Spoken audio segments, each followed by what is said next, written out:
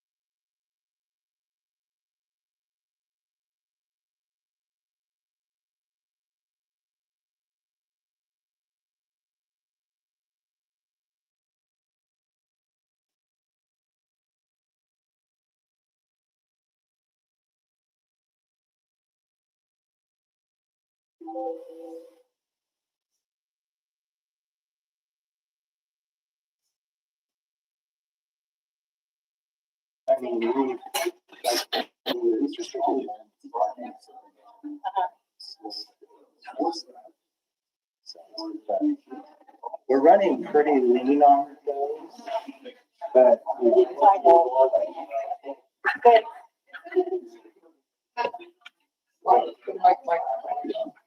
You muted, Mike. okay.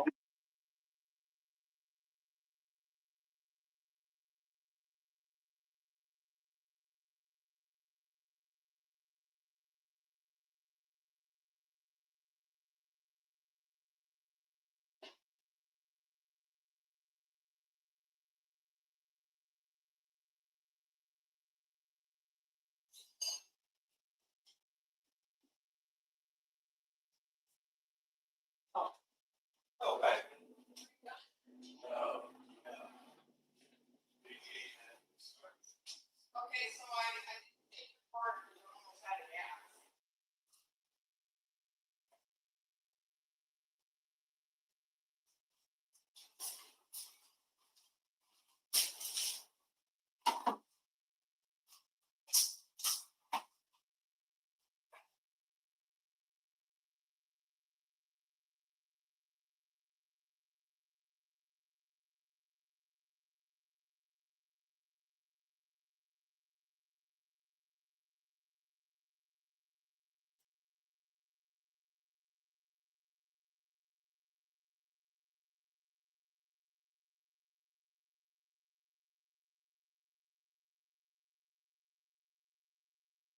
Are we ready?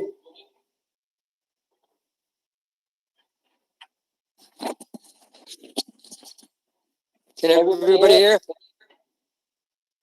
No. I got, it's weird. Something's weird. I got it. You should be, is it too loud? Okay, I can't hear. Can you hear me? I hear you. Yeah, you're coming. Can you hear me? It's weird. Is it not okay?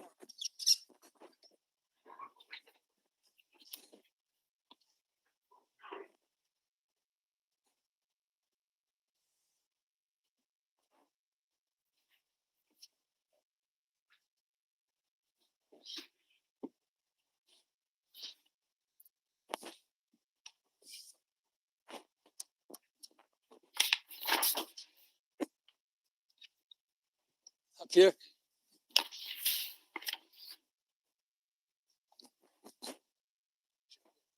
Be good?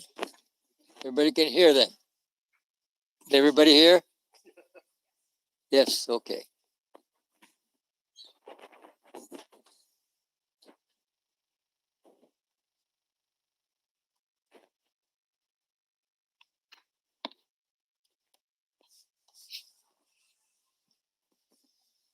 Are you ready?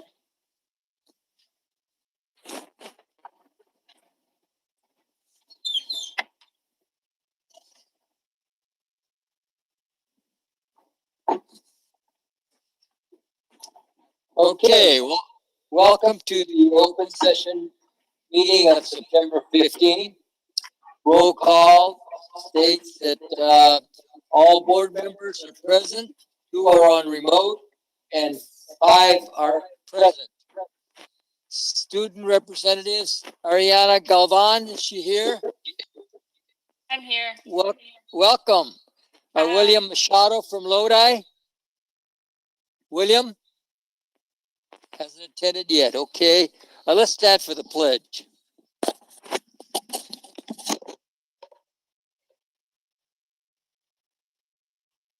I pledge allegiance to the flag of the United States of America and to the republic for which it stands, one nation, under God, indivisible, with liberty and justice for all.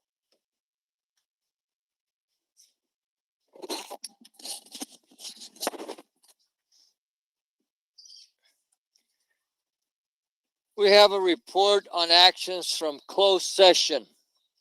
Student matters. Mr. Heberly, motion, Ms. McFarland, second, and the board approved the placement of the 2020-2021 non-public school student renewals. There are several. I'll go through them. Let's go 1 through 6, 8, 11, 14, 16, 18, 20, 22, 24 through 28, 30 to 34, 37 to 42, 44, 45, 48, 49, 51 to 58, 61 to 67, 71 to 74, 81, 85, 86, 88, 89, 92, and 93 by the following vote of 7-0. Placement of non-public school student changes. Mr. Freitas motion, Mr. Neely second, that the board approve the placement of change of 2020-2021 non-public school students changes number 42 by the following vote of 7-0. Placement of non-public school students new. Mr. Porter motion, Mr. Heberly second, motion to approve the placement of 2020-2021 non-public school students new numbers 12 and 13 by the following vote of 7-0. Personnel matters. Appointment of program coordinator special education, Lisa Chavez. Mr. Porter motion, Ms. McFarland second, and that the board approve the appointment of Lisa Chavez as program coordinator special education, effective date to be announced, to be determined by the vote of 7-0. Appointment of program coordinator professional development, Jennifer Tillett. Mr. Porter motion, Mr. Knaxat second, that the board approve the appointment of Jennifer Tillett as a program coordinator professional developments, effective date to be determined by the following vote of 7-0. Appointment of Aisha Bryce, Mr. Porter motion, Ms. McFarland second. Board approved the appointment of Aisha Bryce as program coordinator, school climate and compliance, effective date to be determined by the vote of 7-0. Appointment of Ronaldo Shackelford, Mr. Freitas motion, Mr. Porter second. To approve the appointment of Ronaldo Shackelford as a high school assistant principal, location to be determined, effective date to be determined by the following vote of 7-0. Conference with legal counsel. Excuse me. Let's skip that one. We go to CSEA agreement. Agreement approval. Mr. Freitas motion, Mr. Porter second. The agreement was in favor of 7-0. That concludes all our closed session items. Thank you.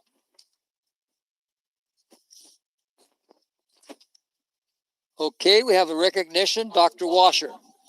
Thank you, Mr. Nava, members of the board. Our 7th and 8th grade STEM teacher from Elkhorn School, Mr. Hank Chow, was honored by the County Office of Education with a very special award. And I believe we have Principal Pat White and Mr. Chow online here to talk about the recognition. So Pat White, are you available? If you could please explain what this honor is. I sure will. Thank you. Good evening, President Nava, Dr. Washer, members of the board. Thank you for taking the opportunity to recognize an example of great teaching happening in our district. And thank you to Mr. Knaxat and Mr. McGregor for joining us at the presentation from Brett States from the San Joaquin County Office of Education. Mr. Chow is really a truly dedicated and passionate teacher. He was hired to start up our STEM program at Elkhorn about 4 years ago, and it quickly became a favorite class for many students. He started with a STEM 101 curriculum and quickly adapted it to meet the needs of our students at Elkhorn. He started with designing his own curriculum after that, and he's doing activities such as a programmable cane for the blind that would vibrate when it got near an object, students build and engineer with Arduino coding, activities such as an underwater ROV, and a hand motion programmable car, and so many more activities. Mr. Chow was also chosen because he runs a very popular booth at the NorCal Science Festival at Tokay High School for the last 4 years. And it's always a very popular event, and I know I've seen many of you there at his booth. And in his free time, he helps former students that are now attending high school and some are even in college with some of their activities and projects.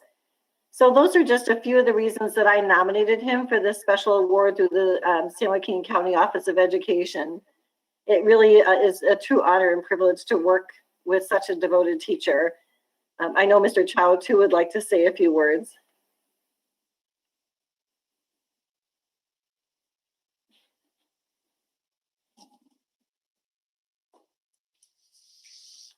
Mr. Chow, you're on.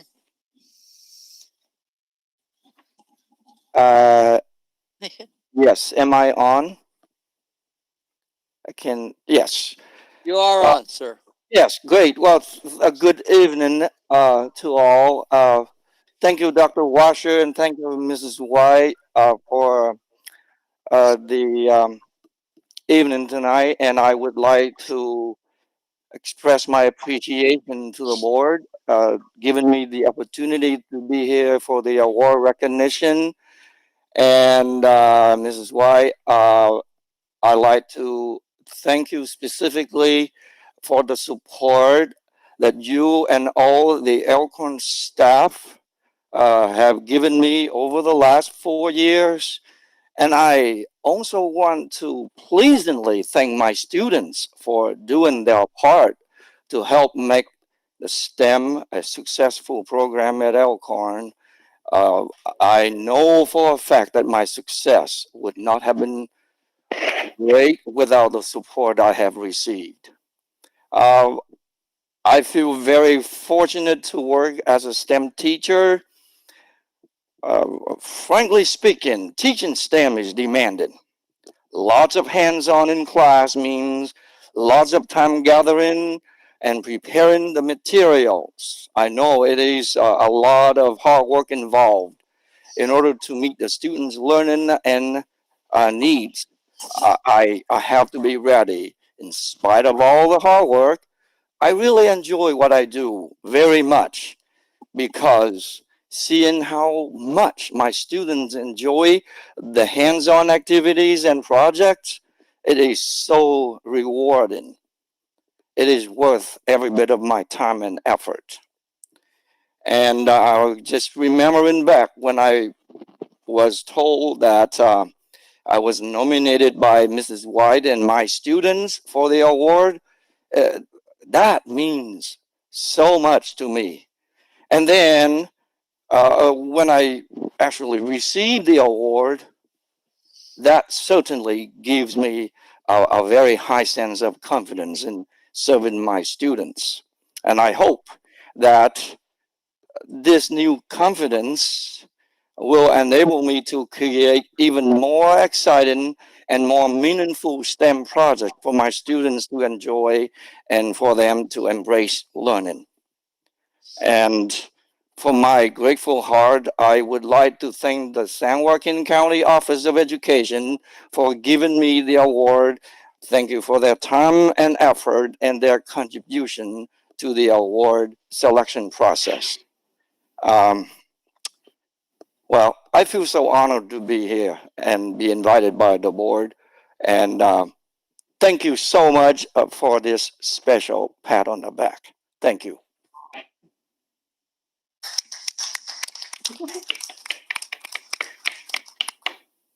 Thank you, Mr. Chow. Congratulations on your award. I'm sure that your students are very proud of you and vice versa, like you mentioned. And there's quite a bit of learning on STEM. And Ms. White, thank you for your presentation also. Thank you.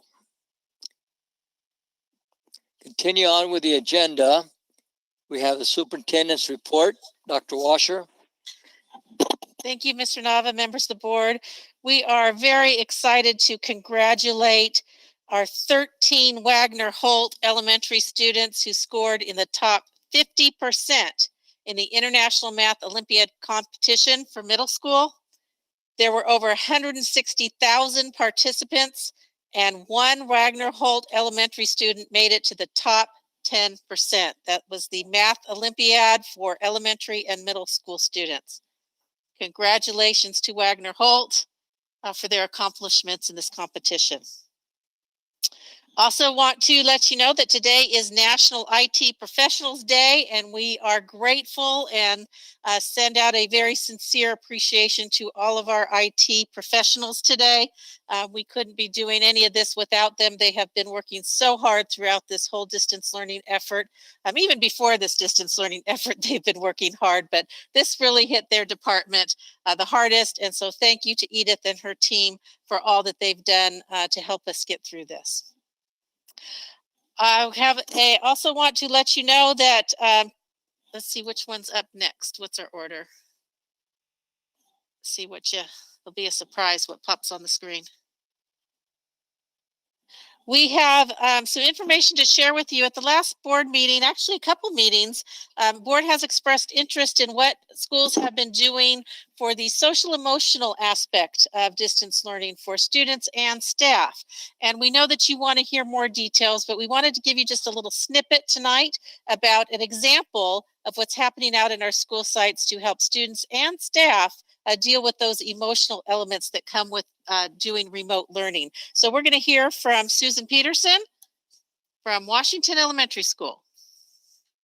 Good morning, good afternoon, good evening. Dr. Washer and President Nava and members of the board, thank you so much for having me. I do have a little presentation I'd like to show you. We're so happy that you've invited me to share what's happening with social and emotional learning at Washington School. I'd like to invite you into my virtual office. So if you could go ahead and touch on that door right there where it says principal, we're going to go into my office. And here in the office, you'll see I have lots of to-do lists to do, but on the bottom is our Wellness Wednesday, and we'll have you click on that. And we want to introduce to you a concept that we brought this year called Wellness Wednesday. So let me tell you what it is. Wellness Wednesday is a designated time that we post wellness activities for our students. Our wellness activities include any kind of social skill or emotional coping skill development, in addition to really fun and engaging activities. We post all of these activities on Wednesday after lunch, and our students work on them asynchronously until the end of the day. And so, how did we know that our students needed some social and emotional support?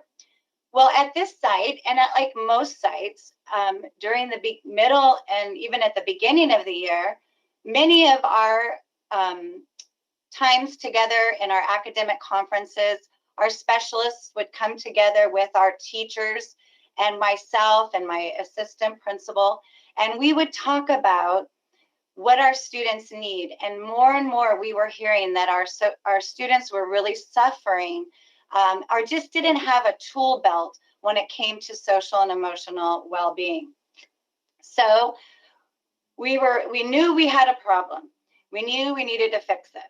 And then lo and behold, the pandemic came, and we decided, okay, how are we going to engage our students in learning of these very important skills?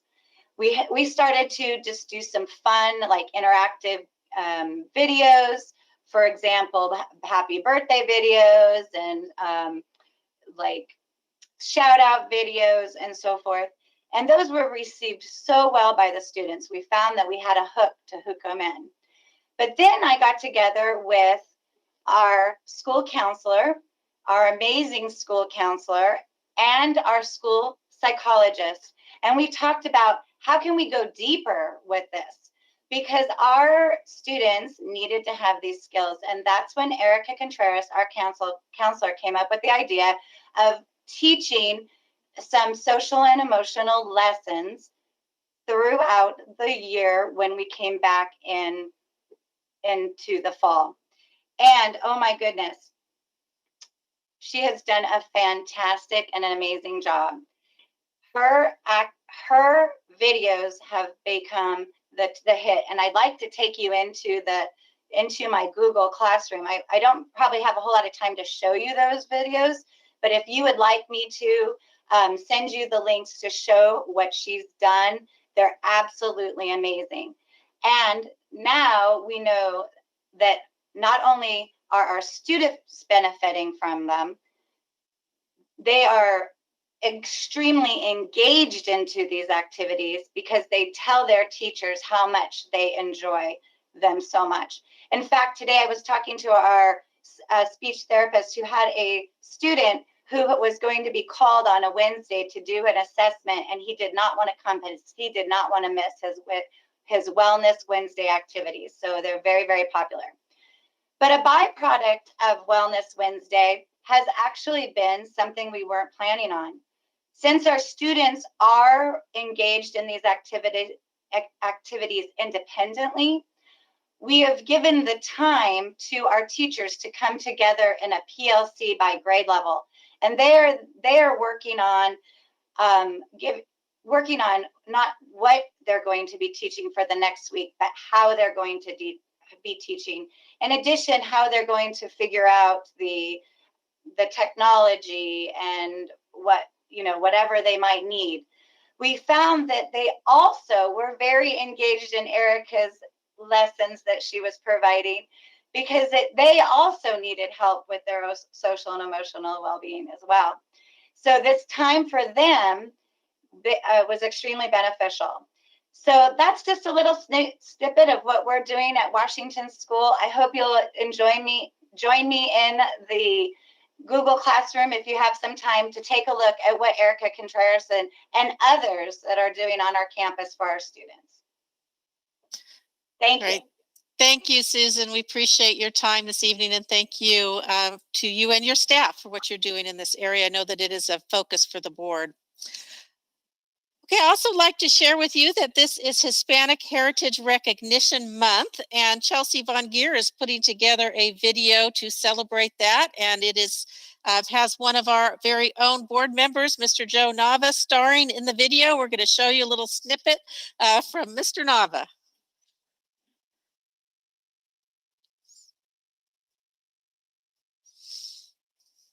My name is Joe Nava. I'm president of the Board of Education. I actually of a Mexican descent. My both parents were born in Mexico. I come from a family of 11. All my siblings have graduated from high school. 6 of my siblings are college graduates. I was actually hired in Stockton Unified School District in 1963. I'll just tell you a little bit about myself. I was a varsity basketball coach at Edison High School for 9 years. I was a varsity football coach at Stagg High School in the same district for 25 years, also athletic director and physical education instructor. Actually, my proudest moment to be really is being inducted into the Mexican Spanish Hall of Fame in Stockton. It's quite an honor. It has to do with the icons and legends in the city of Stockton and San Joaquin County. Very proud of it. I want you to please accept the many activities taking place around the nation in commemoration of National Hispanic Heritage Month and the many contributions Hispanics have made to the United States. As you know, just a little bit of history, September 15th is significant because it is an anniversary of independence for Latin American countries, Costa Rica, El Salvador, Guatemala, Honduras, and Nicaragua. September 16th and September 18th, respectively, are actually Mexico and Chile's independence. So they all fall within the realm of Hispanic Heritage Month, which is September 15th through October 15th. On behalf of the Board of Education of Lodi Unified School District, I want you to have a happy Hispanic Heritage Month. Thank you.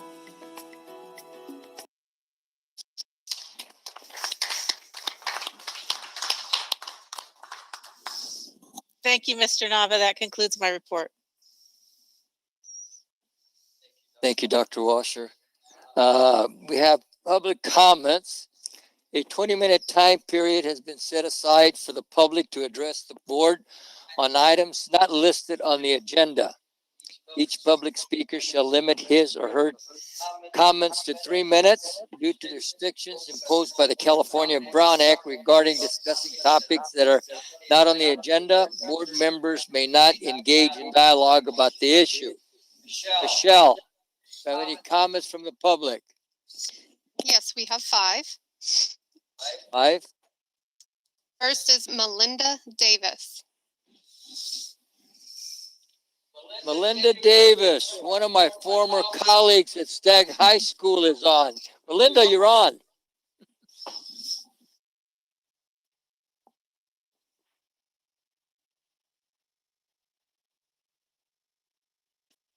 Okay. Hello, Dr. Washer, President Nava, Cabinet, and board members. I am Melinda Davis, a PE teacher at Kristen McAuliffe Middle School. The middle school department chairs would like to be compensated for our contributions to our school sites. The contract language doesn't specify high school department chairs. Although we are a small group in comparison to other groups, our contributions are very impactful to our campuses. The language of the contract should be recognized. Why are we not valued like the high school department chairs? We recently were offered a small concession. This is only a temporary thing, not a solution. The time card for extra work, task specific, paid at almost $38 per hour of 5 hours max per month. Our colleagues at the high school level are paid $4,000 a year, and it is not on a time card. If we both work 60 hours, middle school would be paid $2,280 and high school $4,000. Hourly, this is $38 compared to $67. Time cards are very temporary. As we all know, when district runs out of money, time cards do not get paid and can too easily be eliminated. Why are we not valued enough to have a permanent solution of a stipend? We are not being seen as a priority, though our roles and contributions as department chairs greatly affect each site, all of our staff members, and students. We work hard and deserve to be compensated. We deserve and want to see movement forward on behalf of the department chairs in middle school to getting stipends as stated in our contract. Thank you for listening to our concerns and ideas. Thank you. Thank you, Melinda. Next, Michelle. Carla Goring. Carla, you're on. Good evening, Dr. Washer, President Nava, and the members of the board. My name is Carla Garian, and I am a graduate of Lodi Schools, and I've been a Lodi Unified teacher since 2005. My education and love for this profession is a direct result of the dedication and sacrifices of teachers in this district. My first year of teaching was at Lodi High. The head of the department and my former history teacher, Mike Wood, was instrumental in offering help, resources, and vital information to myself and the rest of our department. Over the next 9 years, due to staffing and seniority, I would go on to teach at 4 other school sites in the district: Henderson, Delta Sierra, Lodi Middle, and Millswood.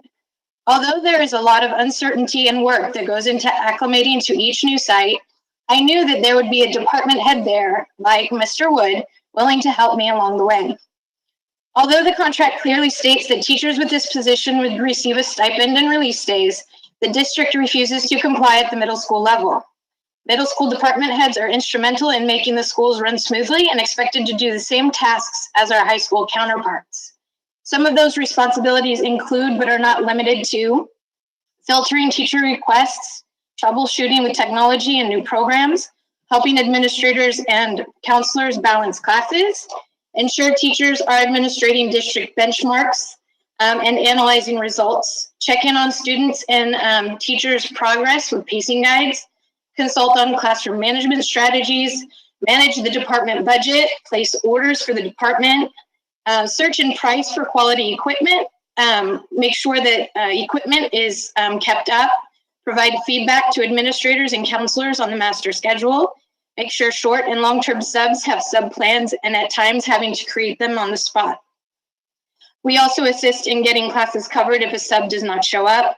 We provide new teachers with all of the teacher additions and online curriculum that's needed, helping with making lesson plans, implementing lessons, pacing guides, and even observing each other's lessons. On monthly common planning days, we create agendas, take notes, ensure collaboration with teachers, and gather information from the department to share with the administration. We attend monthly leadership meetings and distribute information to the rest of the department in a timely manner. We distribute information about district trainings to all teachers in our departments. We organize informal peer observations. We research and organize professional developments and that the department can attend.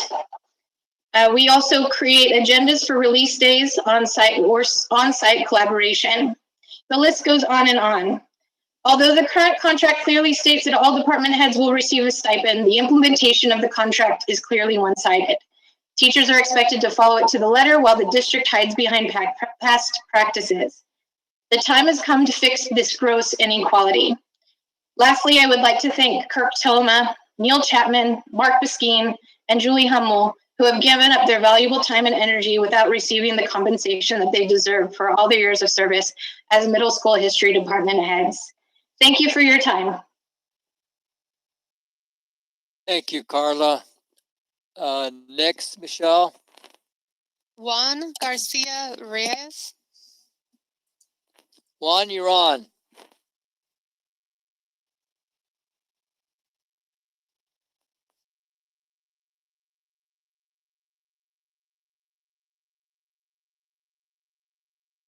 Juan, you're self-muted.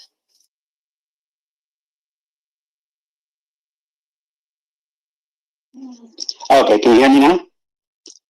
Yes. Good evening, Dr. Washer.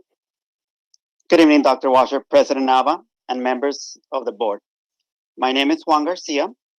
I have been a math teacher at Krista McAuliffe Middle School for more than 10 years. A few weeks ago, department chairs from several middle schools stepped down due to this position requiring more responsibilities without compensation. A list of extra responsibilities required by department chair has been shared with you. Tonight, I would like to share one example of how this has affected our school site. Since there are no department chairs at our site, our common planning time was led by our admin team. Our admin is great, but they already have a lot on their plate. Splitting admin between all the departments did not give us enough time to discuss the details for the upcoming pilot math benchmark, which will take place at the end of this quarter. Typically, the math department chair handles communication between the administrators, math coaches, technologies, and teachers. During a pilot benchmark, the department chair will ensure that the math teachers are comfortable with the benchmark protocols. Department chairs also ensures that the teachers are comfortable with technology, such as using Illuminate and Blocksy. This responsibility is currently on administrators. With distance learning, we, the teachers, are working longer days. It is unfair to ask us for more responsibilities without adequate compensation. Department chairs are needed by our schools, and I ask you to ensure that they are compensated for their hard work. Thank you for your time. Thank you, Juan. Michelle? Next, we have Katie Brown. Katie Brown, you're on. Good evening. Can you hear me? Okay. Good evening, members of the board, Mr. Nava, President Nava, Dr. Washer, and the public. My name is Katie Brown. I'm a mother of 3 children, 2 of who are in Lodi Unified Elementary Schools, and our family has lived in Lodi for 6 years. We chose Lodi to be our home. We love Lodi. We have planted roots to be a part of the Lodi community. COVID has changed all of our lives, not just those of us in Lodi, but everywhere. It has made some dramatic changes to our town and our community. With this shutdown that was originally supposed to be 2 weeks to slow the spread, has now turned into a never-ending shutdown that some businesses and people cannot handle. The reason I wanted to speak tonight is because we have the opportunity to complete a waiver for our K-6 schools to open, and it seems like our board has not completed that. With everything that has happened since March, I've listened to almost every board meeting. I have supported and agreed with almost all of the board decisions. I think you as a board have our best interest at the heart of your decisions. As I've listened to previous public comments in previous board meetings, I don't think the emotional responses and dramatic threats do any good. I would like to share my comments and thoughts in a civilized manner with rational thought. The point that I'm trying to make is that our students in Lodi Unified are struggling and falling behind. Distance learning is not a good option. I see that is the only option that the governor has given us in his order, but is still not a successful option. The governor continues to make it impossible for the counties and cities to reopen, even though he claims that he is all for small businesses. His actions seem to prove otherwise. Distance learning is a major struggle for many students. I can't imagine if my children were in distance learning right now. I pulled both of my children out of the elementary school and placed them in independent study. I didn't want to take a chance with my children's education. There have been many tears shed in our household, mostly mine, from me taking on more for my children so their lives can seem to be somewhat normal. Distance learning is not normal. Students need to be at school with each other, learning from each other, and in a classroom environment. Distance learning is so lonely. You don't have any other students to interact with, especially those students that are single students, the only child. Going through a screen is not the same. Talking to your peers through a screen is not the same. When we have the chance to open schools, we should. Not just for elementary, but for the small cohorts of students that are at risk. I would say that all students are at risk right now, but those students who are really struggling need to receive in-person help. The APA and the CDC have both suggested in-person schooling. Why aren't we taking our chance when we are able to apply for a waiver? I have a friend that pulled her child out of kindergarten altogether because it was not worth the struggle and strain on her relationship with her child to fight with him on a daily basis, to listen and watch his teacher on the computer. When the community is blaming our teachers and the teachers union for students not being on campus, I see it all over the community Facebook pages, they need to see that our school board is in charge. They are able to see the benefit of on-campus learning and how that improves learning in all social, emotional, and educational aspects. Now, as a teacher in this school district, I know I don't work for the union. I work for the school district. I understand contracts and negotiations need to take place. I understand union boundaries and stipulations are set forth. What I don't understand is how the board could not focus on putting students first when given the chance. Why hasn't a plan been made that includes all K-6 children on campus and small cohorts of at-risk students at all schools on campus right now? I will be the first to offer that I would love to go back to campus and teach my students in the classroom tomorrow, and I would be equipped to do so. Parents who put their children in public school did not sign up for homeschooling, and that is what distance learning is. It is another form of homeschooling. If I could, I would love to homeschool my children, but I've chosen a profession to teach others' children, and I love that profession. Just as parents trust me to teach their children, I have trusted other teachers in public school to teach my children. Why aren't we jumping at the chance to reopen to give that opportunity to those parents? 2 minutes, Katie. You know this is what the public wants, and aren't you elected by the public? If you as the board have the opportunity to submit us a waiver for K-6 schools, why haven't you? Why haven't you heard the parents in your community tell you how distance learning really is? Again, I'm a teacher for Lodi Unified. I know how hard I work to keep my students learning, and it doesn't really matter how hard I work because most of the responsibility falls in the laps of the student and parent at home. So why haven't you seen that? I know you care about the community. I know that is why you're in this elected position. I saw it just over a month ago when the parents voiced their opinions and you as the board voted at 5-2 to return to school full time. Why haven't we jumped at the chance to reopen? According to the San Joaquin County Board of Supervisors, Katie, over 3 minutes. I heard you. This morning, 17 schools have already been approved in San Joaquin County to reopen, including multiple elementary schools in the public school education, not just private schools. I know as the board of Lodi Unified that you will do what is best for the community, for parents.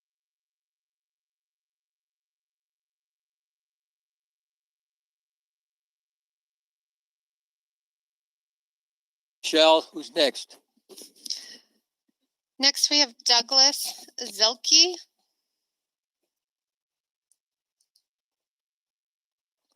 Douglas, you're on.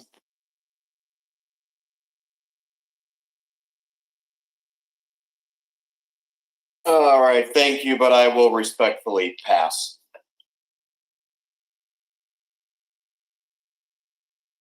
Anybody else, Michelle? No further comments.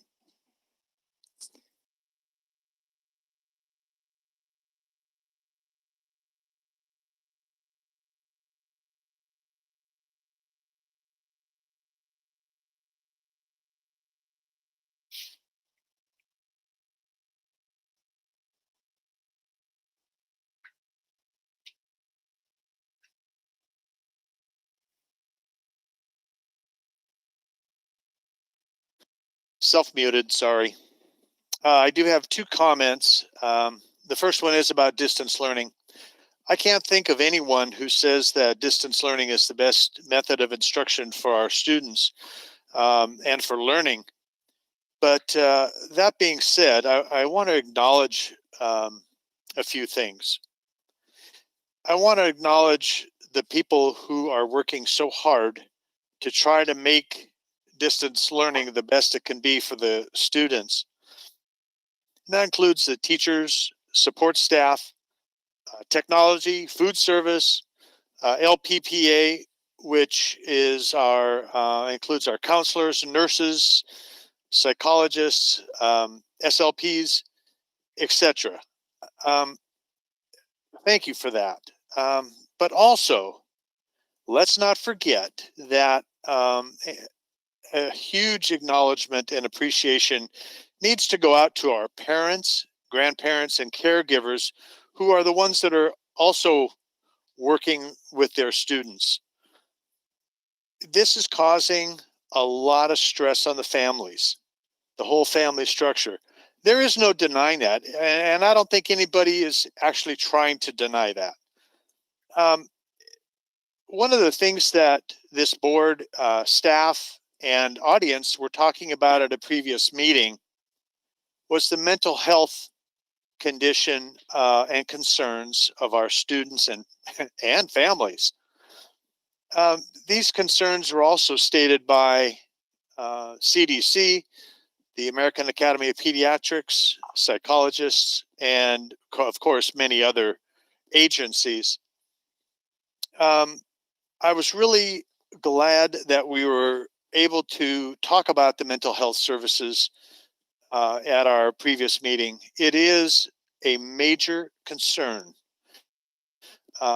We are going to have more information on this as how we're doing with that specifically at a future meeting. It is a real concern. So I just wanted to call out and acknowledge those who are actually trying their best to make this work under very difficult times. And hopefully the state of California and the county health department will see their way through to allowing more and more opening of our county. So the second thing I wanted to bring up is that obviously the last couple of weeks, our air quality has been pretty dismal. And this is not a big surprise. This has been occurring in California for years. I've been a firefighter for 35 years and it's nothing new. One of the things that concerns me though is last year it got to a point where schools needed to be shut down in order to protect our students' air quality and our employees. And at this point, here we are a year later, and I still don't see a policy in place. And I just want to bring that up so that we look at it and actually get a policy in place. It, of course, will be based, a lot of it, on county agencies and air quality and so forth. You just can't willy-nilly open and close schools. That's just not how it works. So whether we need to push them to help us protect our students and employees, whatever it needs to be done, I want to bring that forward again as a reminder that we still don't have a policy, and I would like us to do so. And of course, I guess I had 3 items. I wanted to congratulate Mr. Chow for the STEM award. I have to say, STEM education is where it's at. Thank you. Thank you, Mr. Heberly. Mr. Knapsack. Thank you, President Nava. I do have a couple of, I guess, questions that have come across my radar recently dealing with technology. I was curious how the call center is working for parents. I know that we are going to renew the contract, or not renew the contract, supposedly in October, to revisit it. So I'm just kind of curious how that's been working, and if it seems to be working out well for us or not. Another thing is, I'm curious, what kind of a plan do we have for teachers when there's a connection issue? You know, I can't imagine too many things that really would drive a teacher insane when they need assistance and they need a tech support right now, and they're maybe not getting it, or are they now getting it? I'm just, I don't know if those bugs have been worked out or not, and if we have a plan in place for that. And the other thing is, I've been hearing a lot, at least in my email boxes, about CPR and first aid for our coaches. We don't have any athletics going on right now, and to my knowledge, CIF hasn't told us when we're going to have athletics yet. But I know there's many coaches and athletic directors are looking at trying to figure out how to get CPR and first aid training to their coaches. And I don't know if there's been a plan for the district to offer something, and if so, what that might be. So anyway, those are things I don't need an answer right this second, but maybe in the very near future we could hear some of those answers, unless you can answer it now. Okay, thank you, President Nava. Thank you, Mr. Knapsack, for your comments. Mr. Neely. Thank you, Mr. Nava. I want to start out by congratulating Mr. Chow.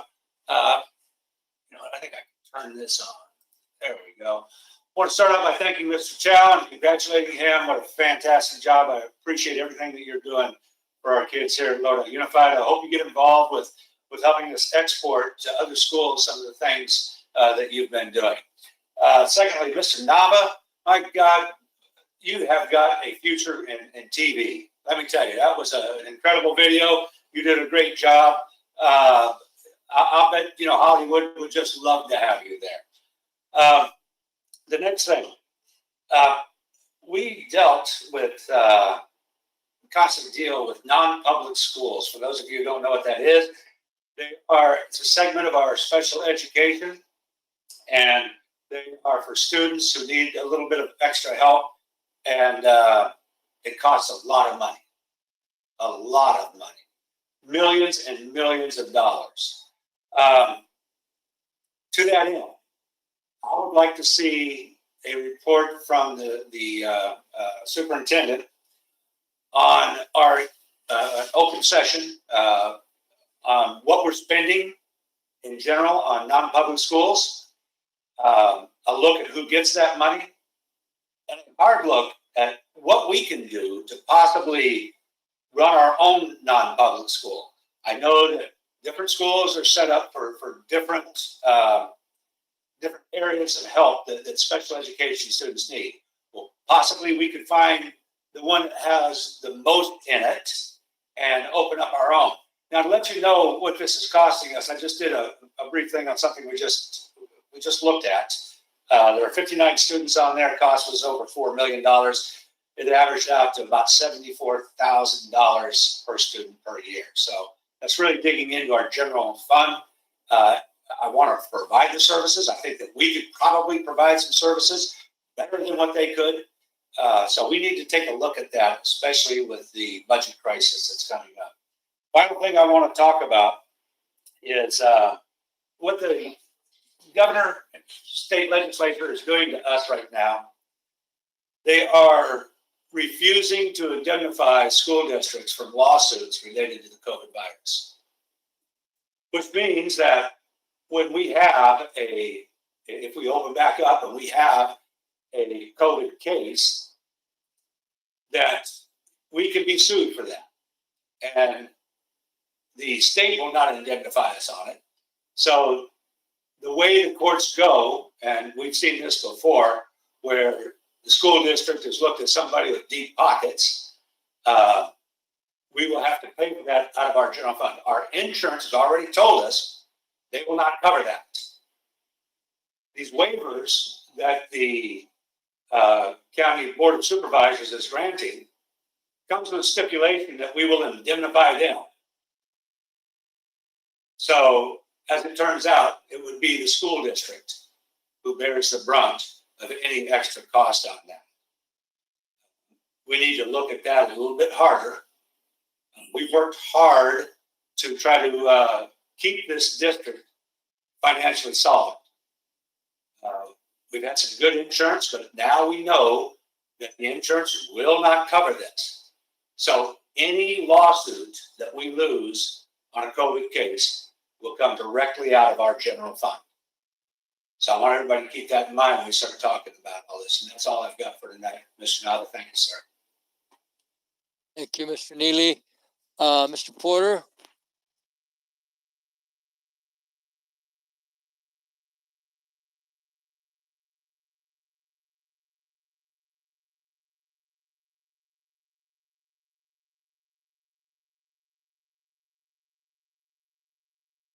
Thank you, Mr. Nava. I just have a couple of statements.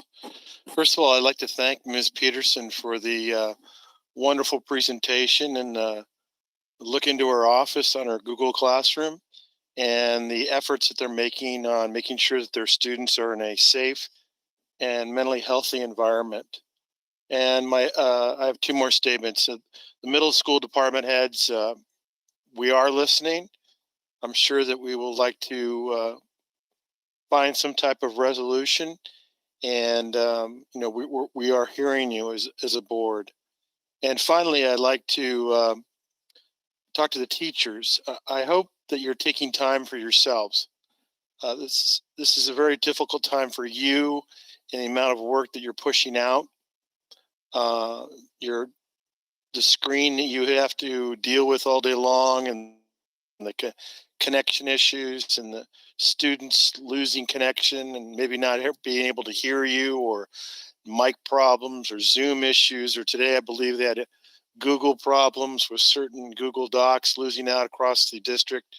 And how nimble you've been with that is outstanding. So I hope you're taking some time though for yourselves to relax, reflect on the great job that you're doing, and be very satisfied that you're doing the best you can. I know that my fellow board members greatly appreciate your sacrifice, and that you're making such great strides during these difficult times.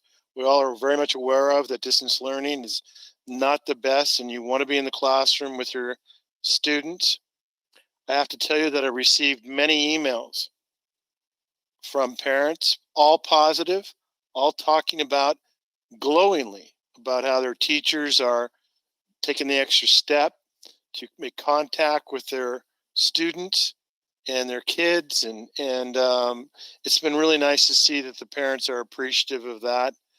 And I was watching a show that I like on HBO, and it's an individual that's a libertarian, not very strong of unions and teachers in the past, but had a strong shout out that 70% of the nation now has a greater appreciation for our teachers. 70% of the nation has a greater appreciation for the teachers and the job that they're doing. So even though this is one of the worst of times that we've had, some good things are coming out, and I do know that our board and our admin are very appreciative of everything you've done. Thank you, Mr. Nava. Thank you, Mr. Porter. Ms. McFarland? Thank you, President Nava. I'm going to go through my laundry list quickly. Mr. Chow, thank you for all that you do to Elkhorn. Congratulations on your award. Ms. Peterson, your presentation was fantastic, and I would love to get those links to the board so that we can also look at them. Thank you. Middle school teachers, I am an advocate for you. We hear you. We respect you. We appreciate what you do. We would like you to be compensated fairly. We are looking at it, and we hear you. I don't want you to ever think that we don't value what you do.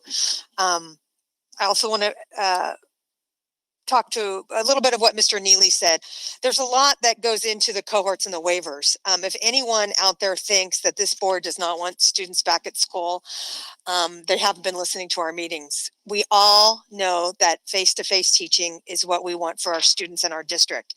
There are many pieces to those pies. You have to understand, when you are not indemnified, we are elected people, and one of our obligations is to be aware of the money that we spend and how we spend it. And it would be not in what's the word I want to use? It would be frivolous of us not to take a look at that very closely. So as soon as we can get students back in the classroom safely and appropriately, we will do that. And we have to make sure that the money end of it and the safety end of it, and we protect our general fund so that everyone gets to stay on campuses, students learn, teachers get paid, and we're using the money appropriately. The other part of it is my other comment is Mr. Heverly alluded to it a little bit. A big thank you. Special ed, LPPA, administrators, parents, teachers. Thank you for all you do. Each and every day, I think about students logging on and the problems that each of those teachers will face. Thank you, teachers, for being patient and kind, especially the teachers that also have students working with their teachers in their own homes. I can't imagine how difficult that could be. And I just want to know that we appreciate what you do. And parents, when you're sitting with your students or helping them, make sure you give a little quick email to your teachers, or at least poke your students a little bit to say thank you. I can't imagine, I know going into my office every day outside of my board job, there always seems to be a new, I call it the COVID crisis of the day. And so to have to do it live in front of, 30 plus students every day would be very difficult. So kudos to you, and I appreciate it, what you're doing. Thank you. Thank you, Ms. McFarland. Mr. Freitas?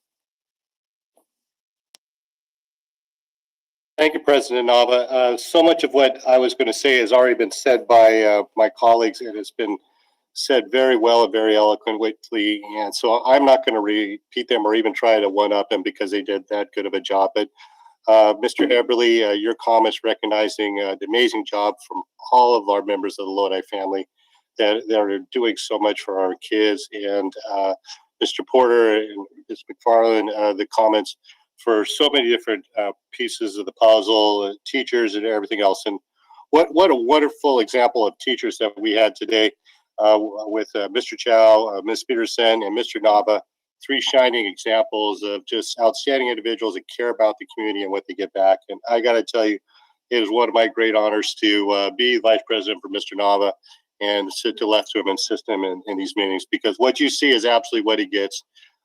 He's cared about the kids every single day of his career, and he cares so much about this community. And I greatly applaud him for it, as with Ms. Peterson and Mr. Chow. And also our students, Ariana and Billy, great to have you two back. And excited to hear your reports as we slowly get back towards normality.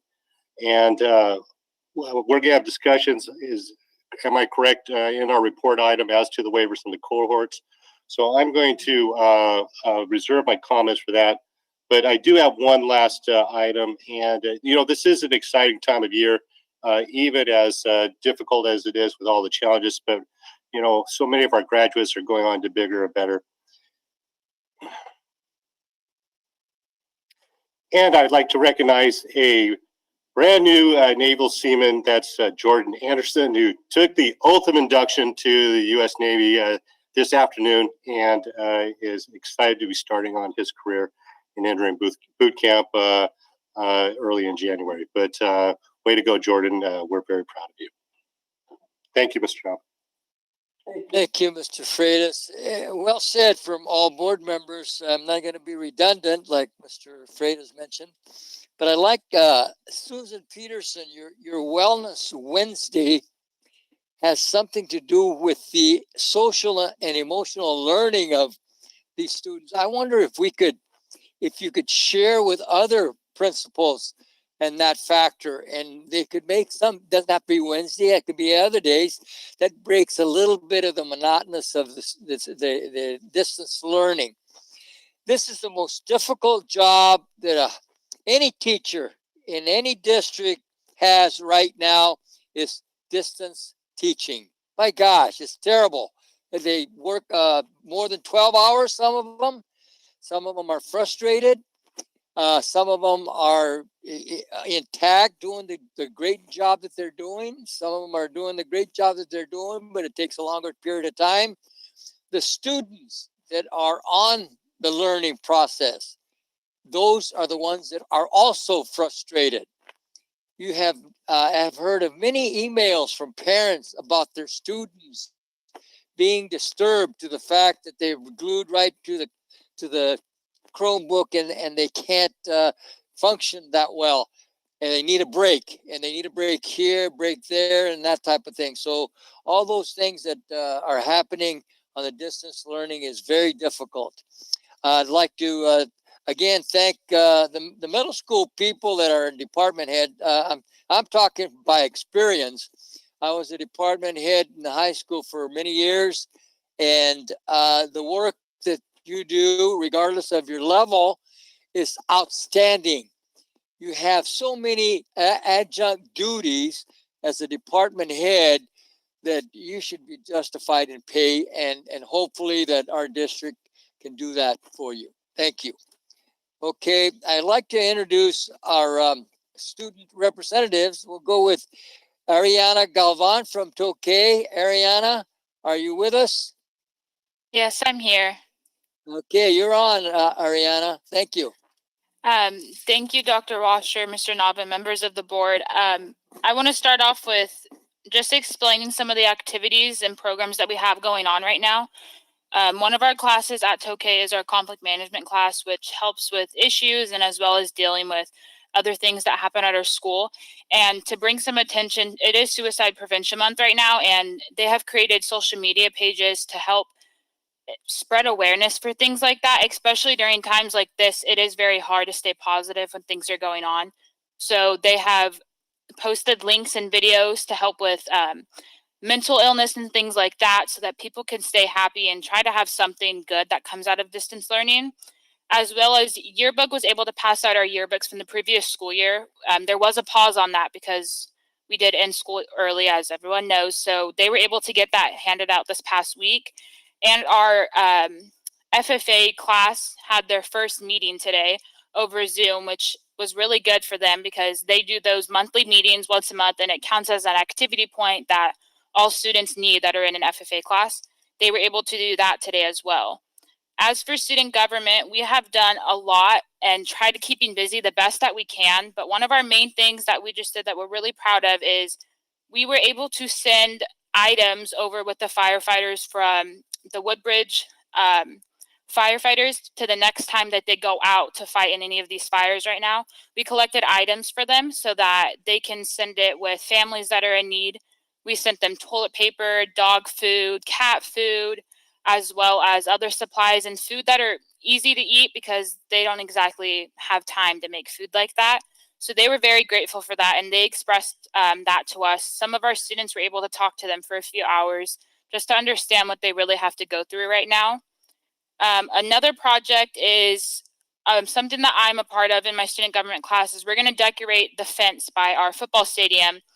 to put up motivational quotes so that when people drive by, they can still see something good that's coming out of Tokay and they can still see something positive. Next is that we were able to have our first Spirit Day, which was virtual, but we wanted to make it so that we can have one as many times as possible. We don't want to do a full Spirit Week because we know it can get hard, but we are planning on doing a Spirit Day every 2 weeks, and we do it on a Friday. So we had our first class color day, which was hosted last 2 weeks ago now. And if anybody would like to see that video, it is posted on our Tokay website. I created a video to show everybody that participated in that. And it was good to see a lot of smiles and a lot of students that were able to have fun with that. And we just had tie-dye day, which was last Friday. So we are currently in the process of planning our next Spirit Day. And we are able to get our staff members involved as well. And we have face masks that we have designed that have our Tokay logo on it so that students can get those. And if we do plan on going back to school, students can wear those during school as well. So we have Tokay Spirit showing. And a big project that we're working on is a virtual talent show. We've never had one before at Tokay, and so we wanted to try something new. And having a talent show is going to be able to, so we can see what everyone's skills are, even though we're not in school. So that's something that's going to happen over the next few weeks. And that will be posted as well on YouTube so that parents and teachers and members of the board can view it. And we have gotten in contact with Lodi High so that we can have a very friendly competition to see what school has more spirit. We don't have a football game this year that we can show that off. So we got in contact with them and with their advisors so that we can make that happen over the next few weeks. Thank you. Thank you, Ariana. What a great thing that you do. You know, very difficult when you're distance learning is to have Spirit Days. It's a great idea. Keep all these students with the great spirit of school, since we don't have the social gatherings or the athletics that can help us get together and be together on an evening type of side, watching the games and talking and fraternizing. Those are the good things, just to continue on with your Spirit Days. I appreciate you doing that. And I like that competition with your Lodi, and see what you got going there. I encourage that a lot. Thank you, Adriana. William Machado from Lodi High School. William, you're on. Hello, everyone. President Nava, members of the board, Dr. Washer, thanks again for having us. It's really nice to be able to share a student's perspective on issues, especially right now with distance learning. So I just want to kind of begin by saying that I think students are getting really restless with the distance learning thing, and I think we're all really itching to getting back into school.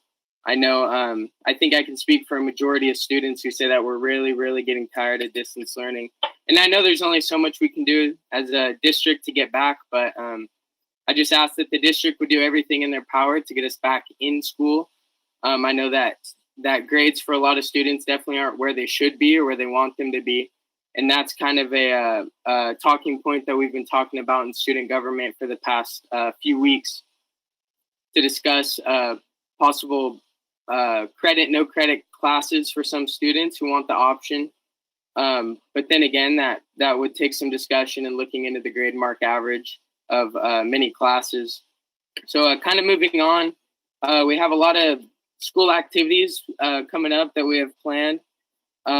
One thing that we were really looking at, the Grace and Mercy, who provides food, has offered to give us a school food drive for free meals that students can come join to. A big thank you for Cheryl Francis for reaching out to us for that one, actually. We definitely need to go through the district for that one and get that one approved before we move on with that one. Staff appreciation. I know that our student government class is really appreciative of the staff right now and the teachers and the district as a whole for just putting in countless hours to try to make us learn better and stay positive throughout the distance learning situation that we have going right now. Through student government, we've really expanded our social media. We've been a lot more active on Instagram. I think that's probably our biggest platform for reaching students right now. in the past couple years, we haven't had to rely so much on social media because obviously we're in person, being able to put posters up around campus. But social media, I think, is our number one way to reach students right now. One thing, we have a lot of engagement on our Flames Flex Fridays, where each week we have a different category of students who can send in videos or pictures of one thing that they'd like to show off that they're proud of. Like last week we did cars. We had quite a few students send pictures of their cars in to kind of show off what they have. I mean, it's something to get some engagement for the students and try to bring our student body together. Student government, we've been doing a lot of team building exercises. We have a really great student government teacher, Mr. DeMarias, who's been giving us lots of assignments to try to learn our leadership qualities and enhance those qualities. One thing we're doing right now is we're having a pseudo tournament style debate between leaders. We get to choose a leader of ours and talk about the leadership qualities that they portray and it really helps us learn some leadership qualities that we can put forth in our leading of the student body. I know, for example, I chose Ronald Reagan. I think that's a really good leader. And I know that looking at different things that he's done would be able to help me as a leader. That's just an example of how our team building exercises are helping our own leadership qualities. Our school, we got our club rush set up. That's a big accomplishment. That's tough to do definitely during distance learning and not being able to be in person with the actual club. We've set it up so each club gets their own Google Classroom, and club officers have taken a big role. They've stepped up big time to help with those clubs. They have to go out and reach out to the student body to kind of populate those different clubs. So big thank you to those, and they're doing a great job and stepping up as leaders as well. Yeah, and another thing, students have done a great job, I think, adjusting to the distance learning, but kind of to reiterate what I said earlier, we're definitely getting tired of it, and I know that we would do anything to get back to it, especially with the big help of the board. So just keep that in our minds. And one more thing I want to say before I finish up here. I know that we definitely are handcuffed a little bit with the COVID situation, but our student government, we've been trying to do in-person activities where we can enforce social distancing and mask wearing, but it's been very tough to get these ideas passed through the district. So I would ask on behalf of not just Lodi High, and I'm sure the other schools as well, but if we could get a more formal process going, maybe we could have a list outlined of possible activities that we could do during this time. For example, we were thinking of having a drive-in movie where kids could stay in their cars. We don't have to have any social interaction. And we went through the whole process of the school, got it passed through our admin, had a big plan, actually contacted the party of where we could hold the event, and then it got shut down at the district level. So I would just ask that the district maybe help find solutions for things like these, and definitely work with us a lot more rather than shutting down some possible activities that we could have. So yeah, I hope that the district would be able to set an outline for us, and maybe we could have some sort of student body meeting where we are able to enforce social distancing and masks. So that's about all I have. Thank you for letting me speak and share on behalf of a student body. Thank you, William, for all your information. You know, every board member here and on remote want you people to go back to school in person. I don't think there's any board member that says no. But when the time comes and the safety factors are involved and this county will allow us to go back to school, you bet this district will probably be the first one to go right in and start on it running. Okay, you know, we missed all the activities. Some of these board members are very active going to some of the functions that you people have in the high schools. For example, football games. I mean, what do you do on Friday night? I mean, you're not supposed to go out. If you do, wear a mask. Where do you go? So I know Mr. Canax says, yeah, where do we go? I mean, we enjoy those games, and it's just not like supervising, but enjoying and meeting the other administrators, teachers, players, and all these kinds of people that are refreshing in the spirit of the schools. The team building and the leadership that you have is awesome. I think that's one of the greatest things you can have, and you chose a great one with Reagan.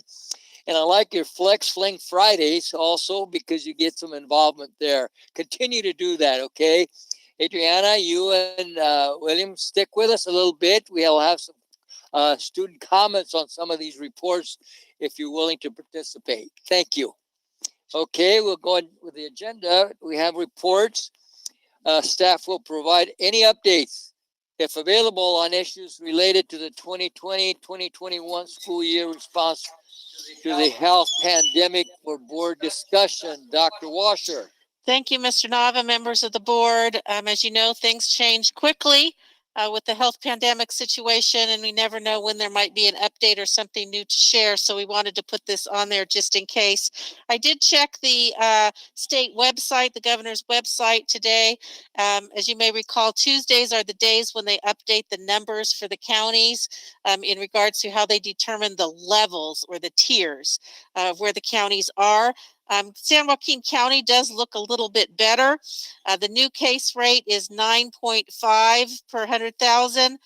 We need, you can't be more than 7 in that area to move into the next tier. And the positivity rate is 7.1%. That criteria has been met for the red level, which would be the next level up. But as you know, both criteria have to be met in order for the county to be placed into the red tier, and they both have to be met for 2 consecutive weeks. So the numbers do look a little better than last week's posting. Hopefully they can stay that way and get even better as we move along. The issues that are out there, you have already identified. Those are the current issues. Even though we are in the purple tier, we do have the option of doing the small cohorts. This is for special groups, special populations who are most at risk. There are some specific requirements for that. The number of the cohort can't be more than 16. That's a combination of students and adults. That did get changed from the 14 students to 2 adults to 16 total. Regardless of whether it's students or adults. Those cohorts have to stay together, can't mix with other cohorts, act as one, they need to act as one unit. So that is one option that is available to school districts that are in the purple. We have been informed that at this point, the County Public Health Department in San Joaquin will consider waivers for elementary schools. Previously, those were not being considered. So that is another element out there. Elementary school waivers may be approved at this point. We do know that there have been some approvals given already. So those are the main issues out there that are current or possibly have been changed. Other than that, there are no other updates to share. Dr. Washer, the board has given you consent to start the process with the cohorts. Okay? They give you consent to start that, or? Well, we can discuss it. We'll have a discussion as soon as we finish here with board members' comments. Thank you. I'd like to start with Mr. Porter, please.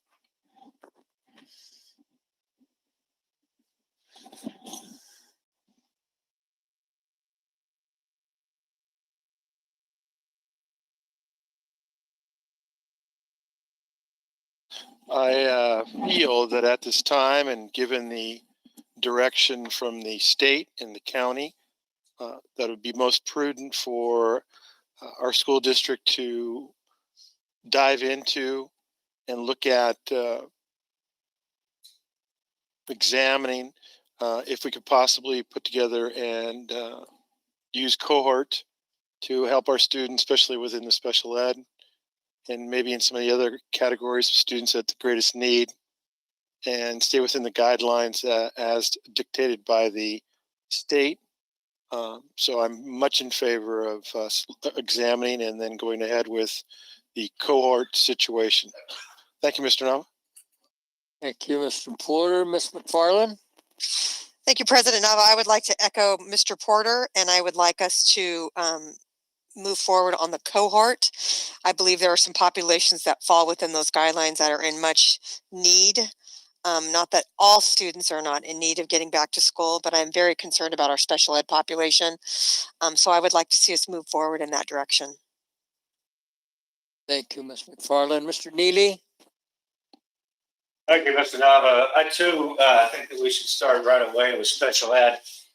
I'd also like some clarification, though. I've been talking for weeks, months now about some of our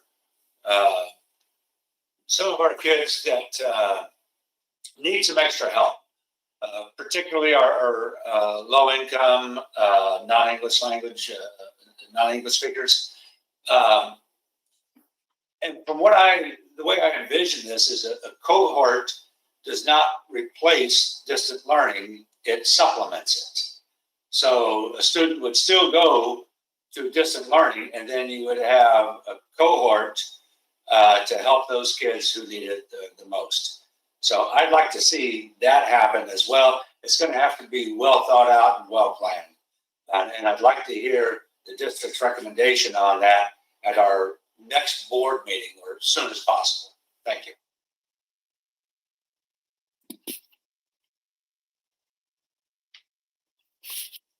Thank you, President Nava. I think every single member of this board wants students in the classroom as quickly as possible, and that we be done with distant learning. And I, for one, am in favor of whatever we can do to make that happen. Cohorts, I think, is a very immediate, I think, remedy for a very specific problem that we're having right now with special ed.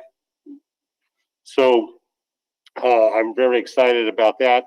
Also, if we can use waivers to our advantage so that we can get students in the classroom with our teachers, that would be very exciting. However, as we've talked about all along, I will be in favor of this and look forward to seeing the district plan that with the two things: one, that it is safe, and not just a little bit safe, that it is abundance of safety, well past all reasonable guidelines, and two, that we have the bargaining with our groups and have them completely on board. So with that, I look forward to moving forward and having these solutions and seeing the district's proposal in these areas.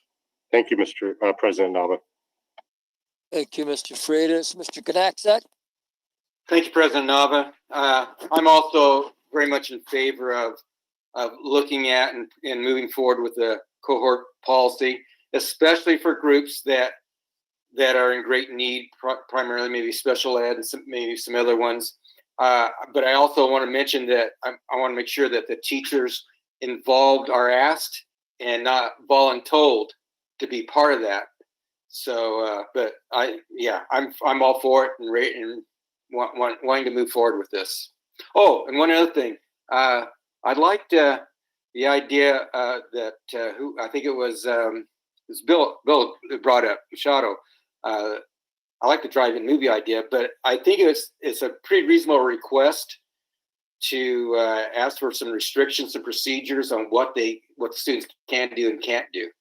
So maybe that's something that staff can work on also. Thanks, President Nava. Thank you, Gary. Mr. Heberly? Thank you, Mr. Nava. Whether we're talking about cohorts or waivers, they both come with a process, and they both come with guidelines. And I'm in favor of, let's see about moving forward with the cohorts. I really would like to see how that would apply and when we can try to get it started. But like I said at the beginning, it's not like we say, yeah, we like to do the cohorts, let's do it tomorrow.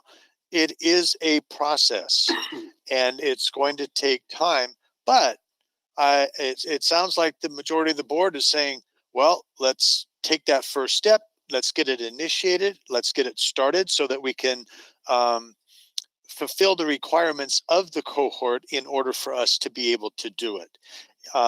There are requirements, there are suggestions and standards of how you can do this. So let's move forward. Let's see what we can come up with. Thank you. Thank you, Mr. Heberly. As you will know, Dr. Washer, you have consensus from this board to start the process with the cohorts. Thank you. Do we have any comments from our student representatives? Adriana, any comments on this report? I'm totally in agreement with the board, 100%. I think anything that we possibly can do to get started, we should do right away. And in agreement with Billy as well. Kids are struggling, and it's not a secret. Yeah, I'm sure distance learning may be working great for some kids, but I'm one of those kids that is struggling. And anything that we can do to get this moving a little bit faster would be great. So I'm all on board. Thank you, Adriana. William? Yeah, absolutely. I think whatever we can do to help our students out, let's do it. Mr. Nava? Yes, Beverly.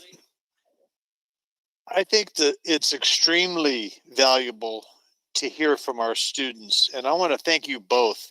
You're very articulate. You have great poise, great speaking skills, and it seems like you have a really quick mind to help us help you.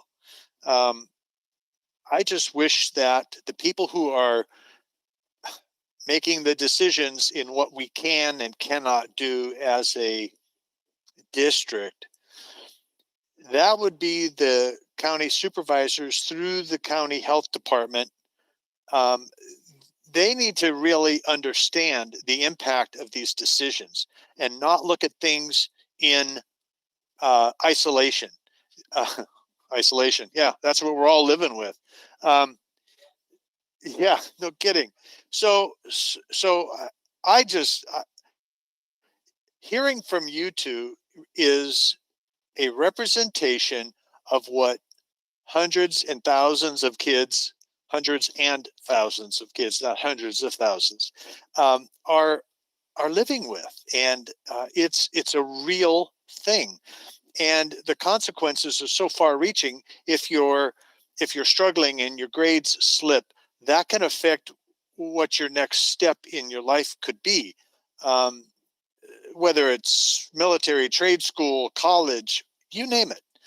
So yeah, it's very far-reaching, and I would encourage anyone who feels so to help us help you by just some nice information to the people who hold that decision making over us.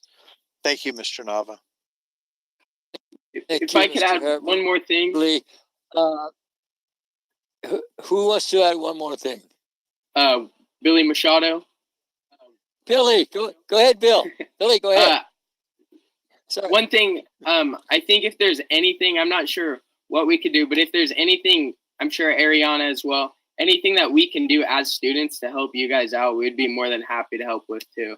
Just reach out, and I don't know if that would be getting student ideas out there or whatever it may be, just reach out and we're happy to help. 100% agree. There is so many students that have a very big voice that aren't even involved in student government, that have a lot to say and have a lot of ideas to help. And anything that we can do to get those ideas to you guys, I'm all on board. Awesome. This is a great thing that you people can do for us. It's excellent ideas, and I'm sure this board welcomes those completely. Yes, Mr. Freitas. Thank you, sir. I think Mr. Heberly and the students have reinforced, I think, our need that our board, Lodi Unified Board 2x2, needs to meet with the County Board of Supervisors 2x2. And I know it is difficult scheduling this, even though we've asked for it in the past.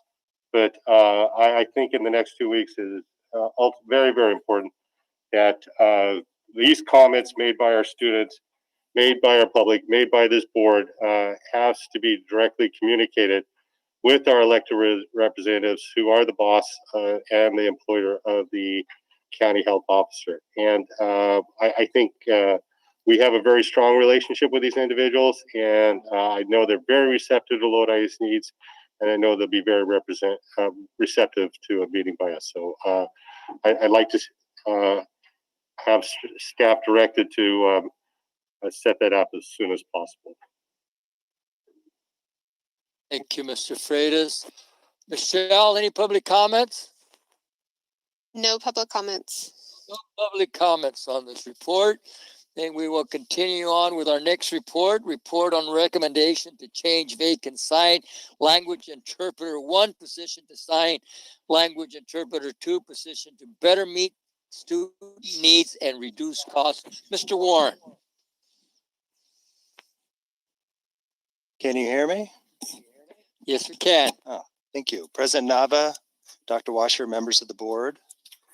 We have a number of deaf and hard of hearing students who are needing services in our district. Currently, we have 5 students with direct services and 2 deaf and hard of hearing classes. So our total FTE needed is 7. We have 2 different types of sign language interpreter positions. We have sign language interpreter 1s and sign language interpreter 2. Sign language interpreter 1s can only work with elementary students because of ed code restrictions.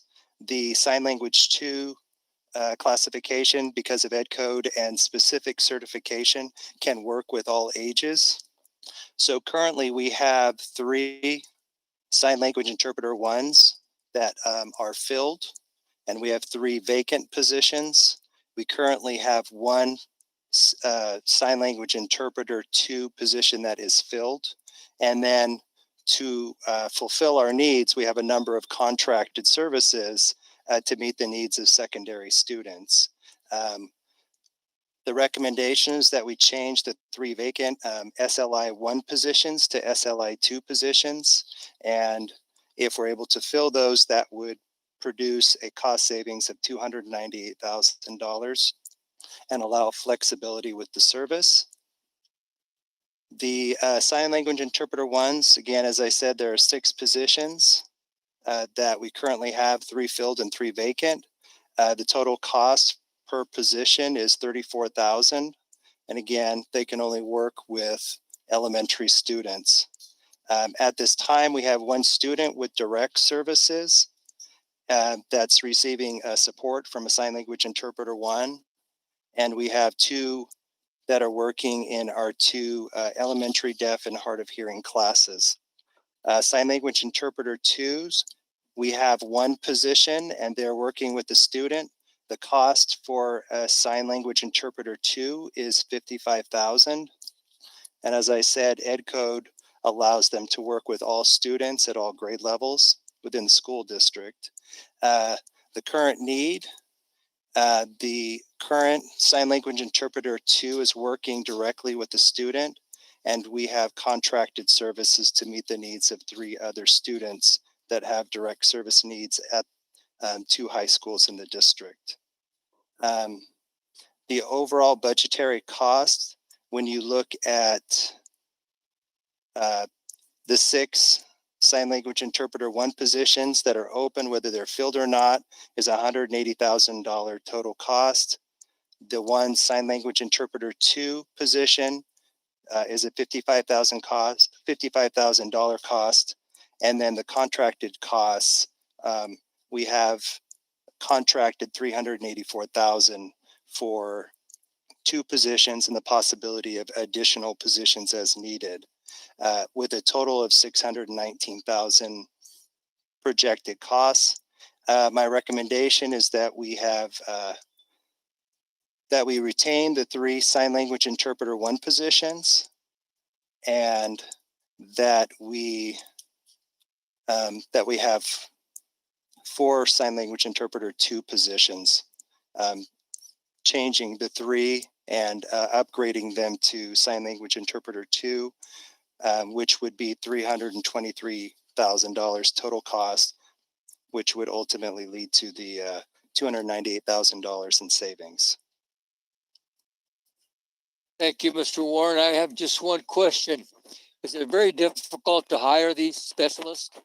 I don't know. There are specific requirements. We currently only have one that has met those requirements, but we have never, to my knowledge, opened it up looking for people with those requirements. And I believe that because we're able to contract with agencies, I believe those people are out there and, you know, would be potentially interested in it. But I think it's worth a shot. Thank you. Mr. Haverly, any comments? Mr. Freitas? Mr. Porter? Ms. McFarland? No comments. Mr. Knaxat? No comments. Thank you for your report. Mr. Neely? No comments, sir. Thank you, sir. I have no comments either. Thank you for the report, Mr. Warren. And let's get her done. Okay. Okay, thank you. Sorry. Public comments. Any public comments, Michelle? No comments. No comments, no public comments. How about student comments? Bill, you have any comments? William? I do not. Adriana? I'm all good. No comments. Okay. The next one.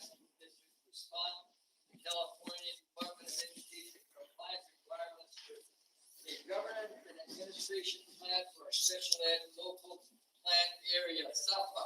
Mr. Warren, you're on again. Oh, it's a double header. President Nava, Dr. Washer, members of the board. The California Department of Education has been working with the districts on issues related to compliance, and the document that that you guys have addresses those specific compliance issues. The district has met those requirements. They're memorialized in this document. CDE required the Lodi Unified School District to identify the SELPA governance structure and administrative functions. The SELPA, or Special Education Local Plan Area, ours includes Lodi Unified, Oakview Union Elementary, New Hope Elementary, and Rio Valley Charter. This document is a compliance document developed in consultation with legal counsel. Document must be presented to the board. No board approval is required. The SELPA service plan, which is a separate document, that one identifies and describes services. It's again a separate document that must be approved by the board. That is not the document that is being presented today. The other one is simply a compliance document. This document identifies roles, responsibilities, board, superintendents, director, parent group, procedures to work with other agencies, policies related to special education, district policies for special education as those which are legally required, procedures to distribute and monitor funds to districts in SELPA, distribution of specialized equipment, dispute resolution, and addresses a number of proposed board policies. So that is it in a nutshell, but I wanted to present it. That was one of the requirements of this compliance document. Thank you, Mr. Warren. Any comments, Mr. Porter? No comment. No comments, thank you. Mr. Freitas? Mr. Eberly? Mr. Neely? Thank you, Mr. Nava. Mr. Warren, thank you very much for your report and all the work that you are putting into this. We've needed this attention on special ed for quite some time, so thank you very much. That's all I've got. Okay, Mr. Knaxat? I don't have a comment either. Thank you. Any comments from our student representatives? No comment. I see nodding. No No comments. comment. Okay. Do we have any public comments, Michelle? No public comments. No public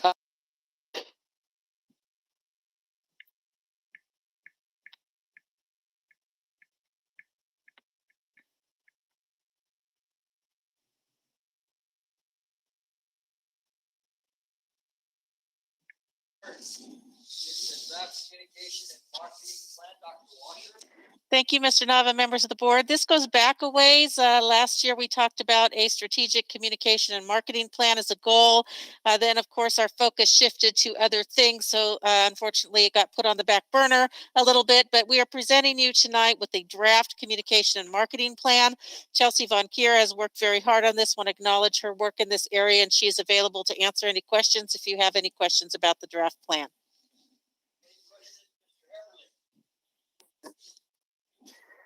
Yes, I do.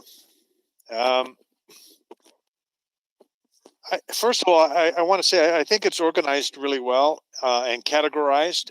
It seems to flow really well, where you have some main areas and then it gets divided down into a further explanation. Very easy to follow, actually. So I do want to make that comment first of all. I did have some questions slash ideas slash concerns, I guess. One of them is on the implementation strategies page. I think that is, I don't know where. Is that going to come up on the screen or not?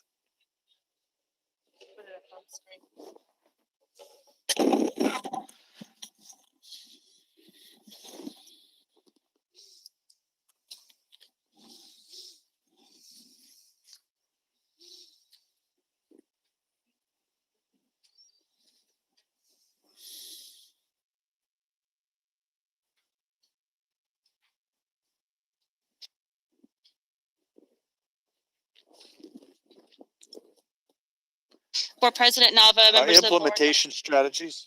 Yes, to clarify, there are implementation strategies under each of the 4 goals. So which implementation strategies would you like us to go to? Goal 1, crisis communications. Sure.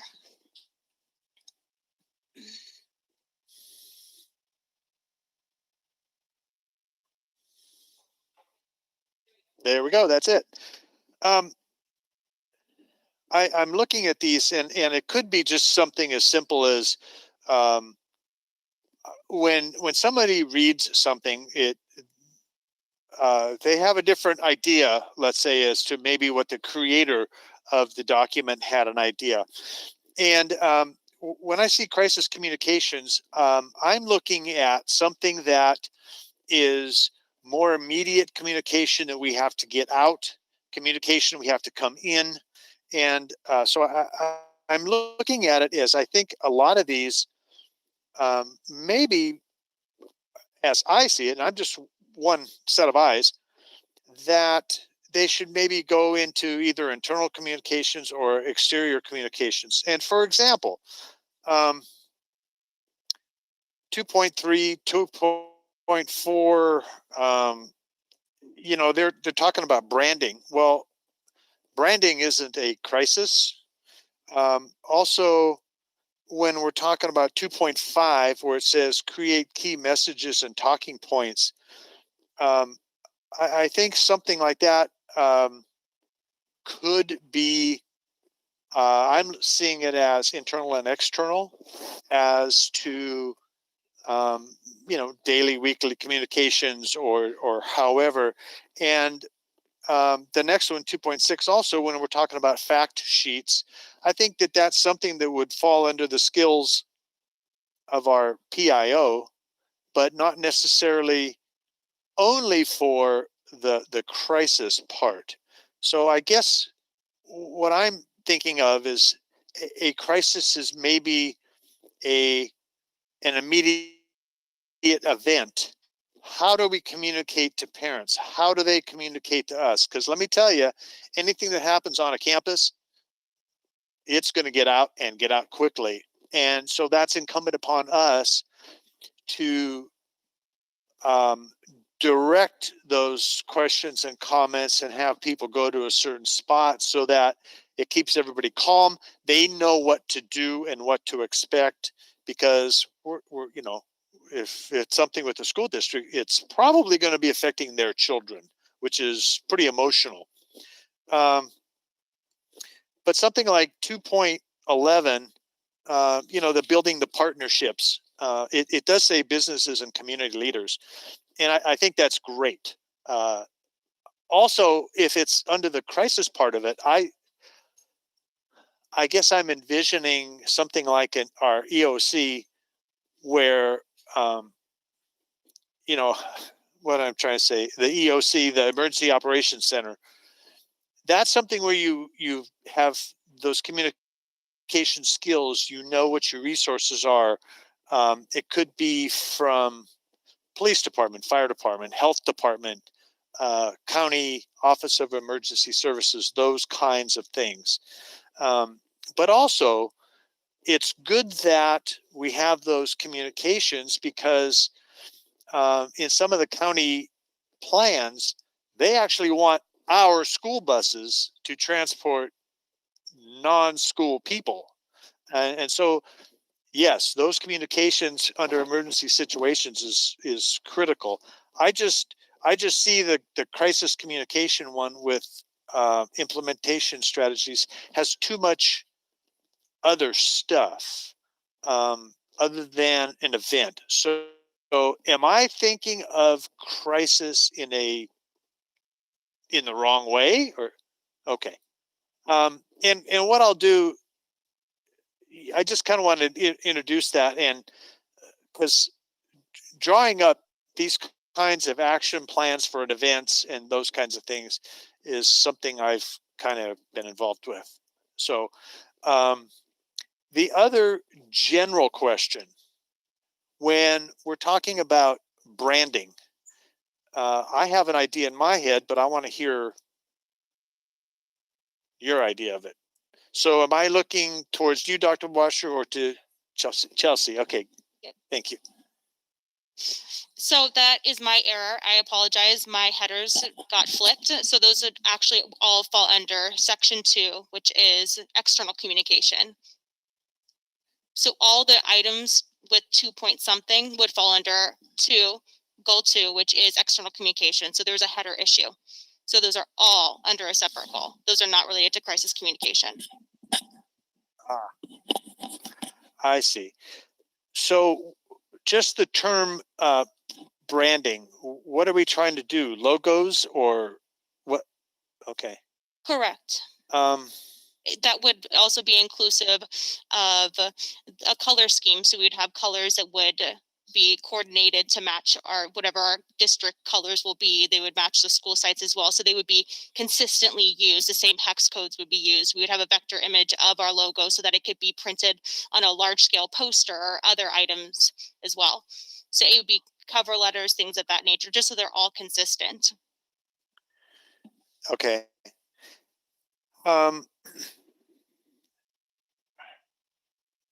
So the other part that concerns me, and I would need more information, is when we're talking about a webmaster and there's a money attached to it. I would be more inclined to put the webmaster and move that down the road a little bit instead of incur that cost at this time. Also, when we're talking about branding, that's kind of what I had my mind, is what you just explained. And that too, I think, would be something that would be down the road, even if we decide that that's what we want to do. A lot of times changing the logo and those kinds of things, you don't change them unless there's a need to change them just for the sake of changing it. So, because a lot of times, yeah, sure, you have stationery, you've got envelopes, you've got all that with our current logo and all that. What I don't want to do is when that logo came in, see, I've been doing this a while. When that logo came in, it was a big thing, and basically the district at that time said, everybody's going, well, we'll just use up what we have. And they said, oh no, we got a new logo. We got to get rid of all that old stuff. It's like, so I'm not real keen on the branding. And on the webmaster, I'm not real keen on the expense at this time. I think that communications is critical. And especially during a crisis, if you know what I mean. And the other part of it is the marketing. I've been an advocate forever of, there are so many good things going on in this district. It's okay to blow your horn and let everybody know, wow, this is what's going on. But a lot of times people just kind of hold back, well, we don't want to brag or whatever. Go ahead, brag. If we do a great thing, say it. Just like I say, if we have a problem, admit it, identify and say, by golly, we're going to go for it. We're going to fix it. So marketing, I think, is something I would really like to see. So I think overall, there's some really good things here. I guess I need to understand it a little bit more. But crisis stuff is kind of up my alley. So that's, when I saw that, man, I just honed in on that. Because crisis communication is always difficult. So anyway, those are my input comments. Thank you, Mr. Thank you, Mr. Heberly. Mr. Porter, any comments?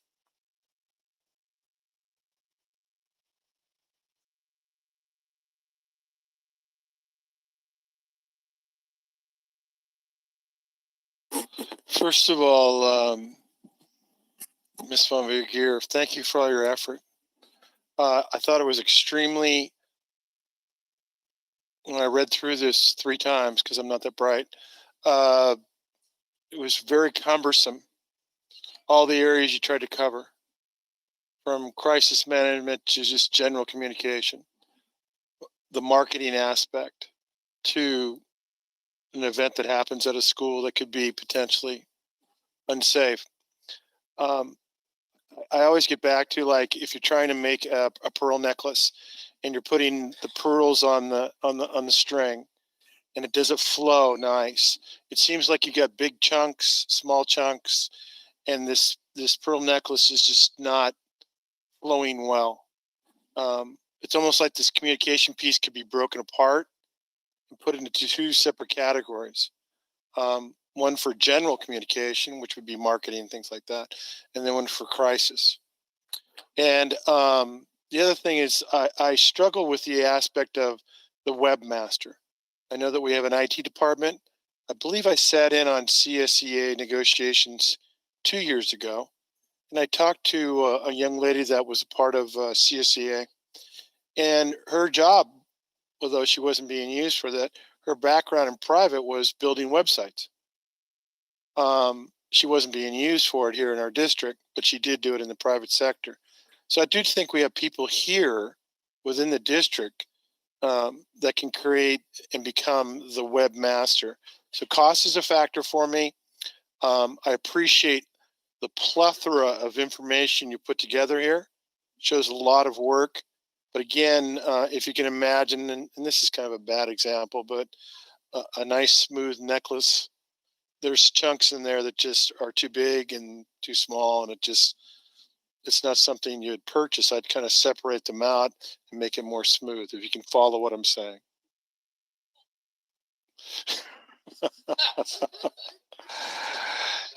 Yeah, I mean, I don't know if you understand what I'm trying to get across to you, but the effort is outstanding. So thank you very much. Thank you, Mr. Porter. Ms. McFarland? Thank you, President Nava. Chelsea, thank you. This had to have taken hours. Well thought out. I like the idea of the branding and the way your mind's working and moving this in the direction. I want to make sure that when we move forward with this, and I'm sure we will, that we are not taking away anything from the distant learning and the crisis that we're in. And I'm sure this is from a little while ago when you started this. So I know there's a lot more work to be done on it. And I do like the ideas of where you're going. Thank you. Thank you, Ms. McFarland. Mr. Konaksak? Thank you, Mr. Nava. Yeah, I like the idea of organizing our communication protocols, but honestly, the first thing I saw, and the same thing that's already been said, is $119,000 for a webmaster, and that made me choke a little bit. I think the idea is good, but I'm a little concerned about spending that kind of money in the times that we're in right now. But I do appreciate the effort that went into all this. Thank you, President Nava. Thank you, Mr. Konaksak. Mr. Neely? Thank you, Mr. Nava. Dr. Washer, Chelsea, I think you guys did a fantastic job on this. We've been looking for something like this for quite some time. As far as the web goes, I believe that your website needs to be the center of your communications efforts. Everything needs to refer back to it. To many people, including potential students, parents, potential teachers, employees, when they check out Lodi Unified, one of the first places they're going to go is to our website.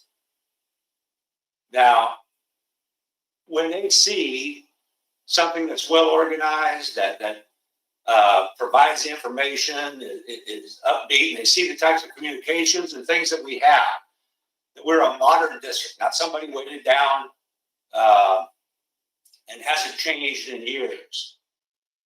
I think that they'll get a better impression of Lodi Unified. I think it's very important that we have a really good website. And the only way that we're going to do that is to get a webmaster. As we move forward, the technology department is not going to shrink. Their jobs are not going to get smaller. We're going to continue to increase the amount of technology used in our schools and our district office from now on. We need to get this done right. And to do that, we need to get a webmaster, put them under Edith Holbrook, and let her help guide the way that this website goes. You've done a lot of work already. Communications has improved tremendously over the last few years. Yes, we still have problems. You're always going to have problems. When you have an organization of 30,000 students, 50,000 parents, 4,000 employees, yes, you're going to have communication problems, especially when this is spread out over 355 square miles and one of the biggest computer networks in this county. So we need to be on the forefront of this. And I've said that about other things. I've said that about technology. When 10 years ago, I suggested that we have a digital academy. When I pushed for us to go to all Chromebooks and every student to have one, those were fights. We got a lot of pushback from a lot of people on that. We need to move this forward. This is one of those things that's going to separate us. This and the marketing plan. Look, we've got to market Lodi Unified. We are slowly losing chunks of our kids to charter schools because they do market. They do present a modern image. So we need to do the same thing. We can do anything a charter school can do. We can do it better, and we can do a lot more than a charter school can do. And we need to let everybody know that. Also, the website would be the cornerstone for people to be able to apply for the free and reduced lunch and that kind of thing, which will get us more money. This is all about getting us more money. And sometimes you got to spend a little to make a lot more. And I believe this is one of those times. I'll strongly support you on this. Ms. Snow, that's all I've got for right now. Thank you. Thank you, Mr. Neely. Mr. Freitas? Thank you, President Nava. In my day job, we have this thing that's called an expert witness, and Ms. Von Geer, Chelsea, you definitely have distinguished yourself as an expert in this field. I think as for marketing and communications, you've probably forgotten more than I will ever know, and it's going on to the social media and resources that you've provided to the district from where we were just a few years ago. Now with the app, our presence, and social marketing, social media, it's just absolutely amazing and a 180 turnaround. And it is so in touch right now with what we need to be doing. Like Mr. Neely said, marketing now is a complete 180.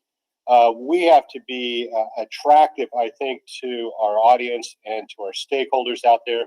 And we have to be looking at new strategies because I truly believe that they are choosing inferior programs to what the Lodi Unified is providing. And that's because they've been sold a bill of goods. And this is a competition that we have every single day. And it's a competition that we have to win. So in addition to finding you as an expert, Chelsea, I also am a firm believer that when you have expert advice, you need to follow it. And when I read this, I was very, very excited and very, very happy because this does create new resources and new strategies for the district. Now, like my colleagues have pointed out, is this the final draft of it? I don't think so. I see this more as a work in progress, but it is talking about so many different things that we have to have as part of this discussion. And when you realize how many communications that the district has every single day in so many different ways, in so many different languages, and so many different mediums, the challenges that this is. So this is an amazing report. I think it's a great first take at it, and to see where we're going to go from there and how we actually want to implement it. I think it's going to be a huge resource, and I'm a firm believer of branding. I think Lodi Unified has an amazing brand, and I think we can only build upon that carrying on and going forward. So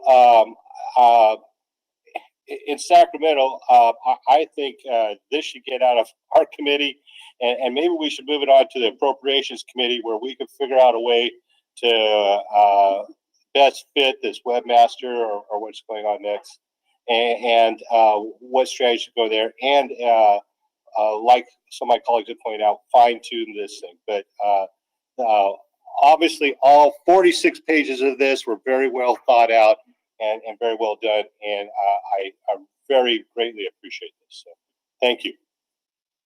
Thank you, Mr. Freitas. I'm not going to be redundant on all these comments made that are great for our communication. I know one thing, we were in deep stuff before Chelsea came here. And as a public relations officer, I call her public relations officer because she does not procrastinate. She's got a job to do, and she'll do the job. And I'm sure that with all board comments, she's going to tweak some of this. And I mean, make it real good and continue on in representing a Lodi Unified School District in communication. Student members, do you have any comments? Adriana? No, I definitely agree. It's a work in progress for sure, but I like the idea behind it. I think you can work for everything, and this is a great idea, and it's something that I would like to see happen, most definitely. I think, Thank you, Adriana. I think it was Mr. Neely who said that we're losing a good portion of our students to charter schools. Do we have the numbers on that to maybe throw around a little bit right now?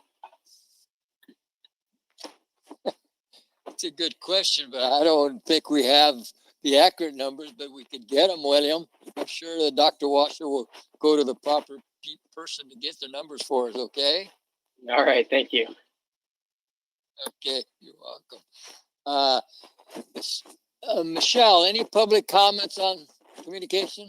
Yes, we actually have one. And our Okay, Wilkins.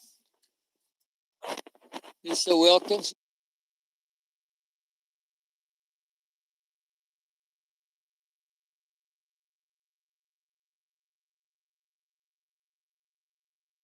Lisa, you're self-muted.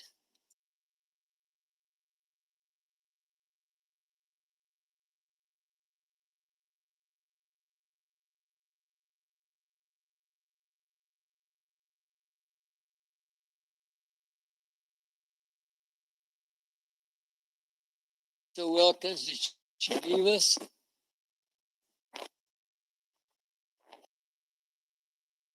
Okay, can you hear me now? Yes. Sorry about that. This is a little bit different from Zoom. So I actually, in my past life, before I became a teacher, I'm going to age myself here. I spent 20 years doing product development, marketing, and even investor relations out in Silicon Valley. So I'm just going to make a couple of comments. One, we definitely need work on the website. The website is very difficult to navigate. And I agree that we need to do that, and we need to involve our labor groups in making sure that we can find possibly talent that is already in the district to do this, and possibly make this a CTE type of project as well, where we can get some of our students some experience in working in with the website. One thing that there were a couple things that were glaring to me, though. However, one thing is that we need more support for different languages. That was glaringly missing. We need to incorporate that in all aspects of our communications. So that was teaching at a Title I school, as I have in my entire 16-year career here with Lodi Unified. We have more than English and Spanish. I have children this year that are speaking Punjabi, that are speaking that are Mongs, that are don't even have a written language. It's an oral language. I have kids who are speaking 3 different dialects of from the Philippines. And none of them are the one that I speak, unfortunately. So we need to really, and Mandarin too. I have a few Mandarin students this year. So we really need to look at that. The other thing with logos and trying to,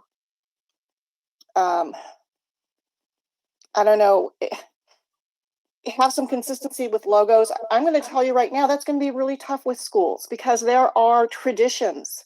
And I think our high school students will talk about that. There are traditions about logos around high schools. And if you want to go and change them, I think you're going to have a lot of pushback from the community. So I really think you need to think about how that is going to work. But I understand trying to simplify as far as colors, things like that. But if you're going to go to schools and say, oh, well, we're going to change your school colors, we're going to change your logos. Chelsea, it's an ambitious thing, but I honestly don't see that is something that I want to spend district time and money on. I would rather see us really doing a bang up job of getting our website so it is easy to navigate for students, for parents, for potential employees, to find information, and even the press. I actually worked on a press thing with LEA recently, and what was one of their things? They said that our website was really difficult to navigate. So we need to be conscientious of that. And also the budget. I think the budget is unrealistically low. I've worked on this. I've done this. I think, majority of it just going to a web person is just not going to work. So that's my 2 cents worth. Mr. Nava? Thank you, Lisa. Yes, Dr. I just want to clarify so folks don't get the wrong impression. We are not talking about changing colors or logos of school sites. Thank you, Dr. Washer. Let's continue on with the agenda. We're going to action items, consent agenda A, routine. Are there any board members that want to pull any items of the routine agenda? Mr. Nava, I'd like to pull A1, A2, and A3. Anybody else? Yes, Mr. Khan? Thank you, Mr. Now. I'd like to pull A4 for a brief presentation and follow-up discussion, and then A8 for a brief comment as well. Anybody else? How about anybody from the public want to pull any item? Shell? No. Okay. I need a motion. Mr. President, Mr. Freitas, I move to approve the remaining items of consent agenda A. I'll second. it's been moved by Mr. Wade, seconded by Mr. Everly to approve the remainder of consent agenda A. Order. Yes, A1, number 3. I'm sorry. Order. You vote on the agenda. Oh, I'm sorry. Okay, Mr. Carlin? Yes. Mr. Neely? Yes. Mr. Knaxat? Aye. Okay, motion carries 7-0. Okay, Mr. Porter, you have A1 for contract Yeah. list. I'd like to look at number 3 and number 4, please. Could we pull that up? Can we blow it up a little bit? A lot. There we go.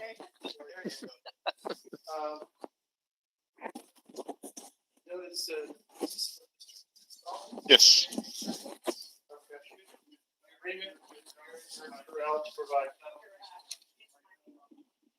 Gosh, thank you.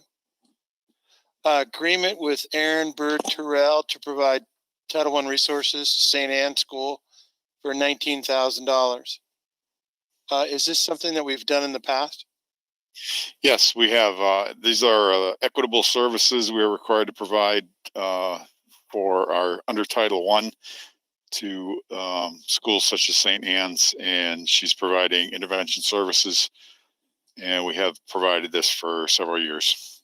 We get monthly billings as she proceeds through the year.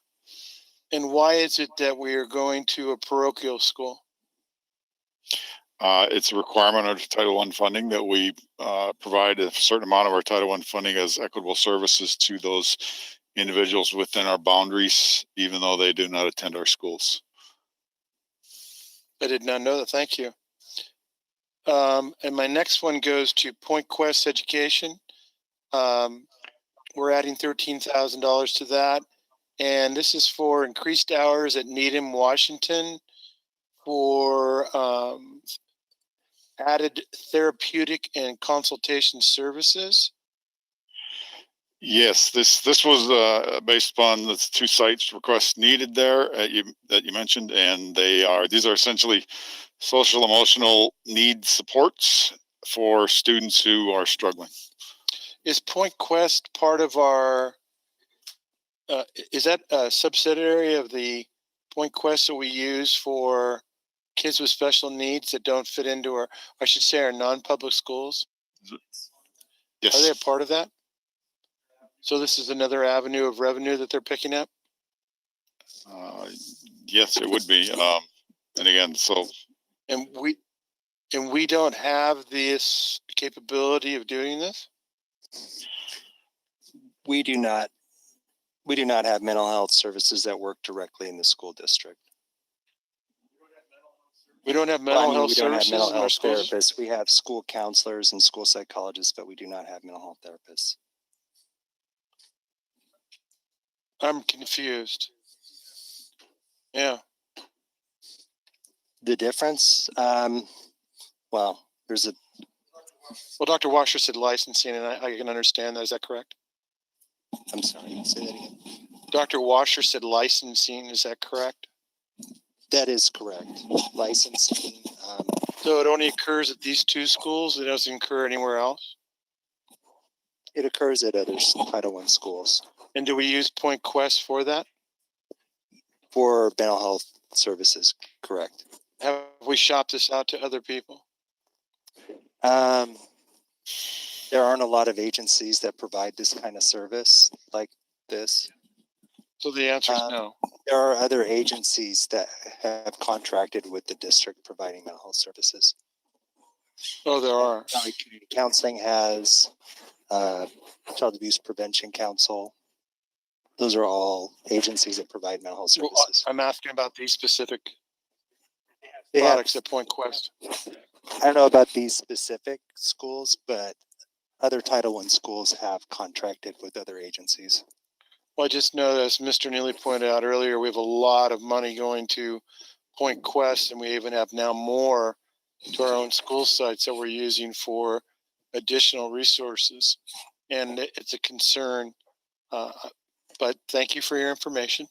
I appreciate it. That's $156,000 overall. Is a lot of money, especially when you add it into their nonprofit schools that we have to legally send students to as well. So I'm concerned. My concern is I don't know why we don't provide this services. Is that because we just don't want to get in that business, or hard finding people? Oh, I believe the latter. This licensing is an issue, and the services provide, or the contracted services provided. Also, as you can see here, this may go away next year, may decline. This was a request this year, often or factored into by COVID concerns that we're running into. So the numbers could be decreased next year, and we could simply just decrease the contract. $156,000, a lot of money. All right, thank you for your time. Okay, Mr. Porter. I have a question on this also. Question. Yes. Okay, Mr. Everly. Mr. Sully or Mr. Warren, so this is only saying Needham and Washington. So does it go to figure that we would see another contract come by with other Title I schools, or are those just two examples of all of them that use this service? Those are two examples who asked for additional time and services. So this is just the original amount there on the left was approved a couple of meetings back. This is just the amended component. I got it. Yes. Okay. Thank you. I got it. Thank you.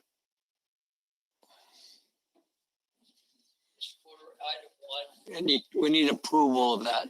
Or not Motion approval. to approve. Motion to approve item A1, second by Ms. McFarland. Mr. Heberly?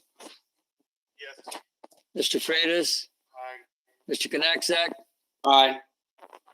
Mr. Neely? Aye. And motion carries 7-0. Mr. Porter, item A2, Warren reports.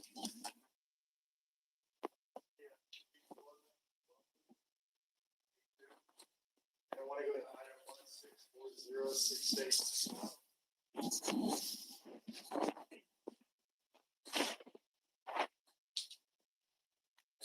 Repeat that number again, Mr. Moore. 16406.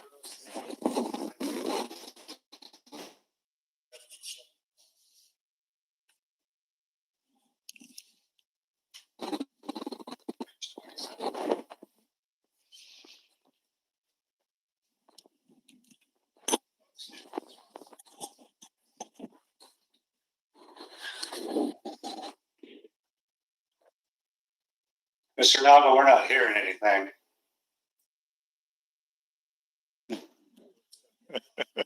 We're not talking, George. Well, that's a first.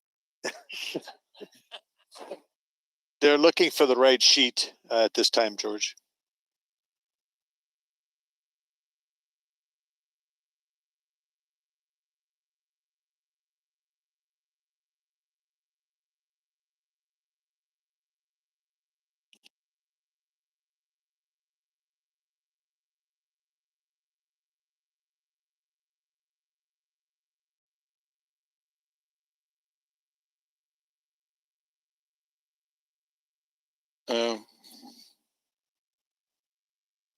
I see it right there. Can we blow that up a little bit, please? Yeah. Okay, this is for $1,614,772. So it's $1.6 million. And this is a SOAP. How would you want to say that, Mr. Khan? Either or. Okay, and then you also have it in the warrants. Is that correct? Or the POs? And that's labeled under Keenan. So the amount's the same. Yes. Yeah. So it comes up later in the POs. I first of all, Mr. Khan, I'd like to thank you for all your hard work in putting this together. It's very laborious, very intensive. I know you have a good group of people, and I appreciate your diligence. I know that you work very hard at your job. My concern on this is a wrap, I believe, for Lodi High construction. Classroom building at Lodi High, yes, sir. Classroom building, and that was a $25 million project. 47 million. So the percentage on this was about what? 3%. Yeah, you're better at math than I am. So it's a 3%, which is not, that's a fair amount. I just want to point that out. That's not bad. I have a friend in the insurance industry, and he pointed out to me that that was a good number. Can you tell me how much Keenan makes off this? What their cut is? Or is it revenue neutral? I don't have the, I'm sorry, I don't have their fee in front of me, but I can get it. Is it usually 10% or 5% or what? They won't make any money off of brokering the insurance, as the pool is directly insuring the district. They will make a management fee, and I can get that for you. So they make a management fee. And what does that normally run? That in front of me. Okay, then my next question. This is a wrap, I'm assuming, for all the contractors. Is that correct? Subs, everything. That's correct. The only and your liability, workers' comp, et cetera. The only thing it does not include is builder's risk. So workers' comp is included? Yes, sir. Okay, that's not what you told me earlier in email. The email you sent me today was liability only. It includes workers' comp. Okay. Now, so my next question was this: when the contractors make their bids and they realize that we're providing the insurance, is that shown in their bids that they do not have to provide insurance? Yes, sir. So that is shown in their bids. So yes. We are getting a reduced bid than we normally would. That's correct. And the board may recall also that. Because I've asked you this question before, yeah. Yeah. When the contractors do not provide insurance, neither can they mark up insurance as well. So contractors typically will add a 8 to 12% markup on all the work they do and all of the services they provide. This would also, insurance on a construction build would also be subject to a markup if we bought insurance through the contractors via their bid. Okay. All right. Thank you very much. That's just my question. Mr. Khan, thank you very much. No, Miss. Thank you, President Nava. Mr. Khan, I'm wondering if this 1.6, if it's with the measures in the building we're doing, do we get a better rate if we insure everything at once, or do we have to do these individually? Is that even possible to get a different rate? Every project has to be analyzed differently. This is one of the issues with the Lodi High project is it started after the fires started, and the insurers backed off. Oh, there's wood in the building, so it's been a difficult negotiation. But every single project must be evaluated on its own merits. Correct, but if we gave them a list, in other words, we know when a measure's up, what we're doing, is that an option to do, knowing that so many millions of dollars is going to be spent, and those are all going out? Is that done ever? That's what we have done. So as we progress through the planning stages through DSA and into construction, the JPA pool is well aware of both the DSA design and all the contractors' costs and prices. So that those prices would reflect the amount of development that we're doing. Absolutely. It reflects what's known as the GMP, or the guaranteed maximum price under the lease. Okay, and those are all looked over by our like a general contractor that we're using on each project. Those are. The general contractor provides the guaranteed maximum price after they bid out all their work to the subs. So yes. Okay. Thank you. Okay, item 8.2, Mr. Porter, approval.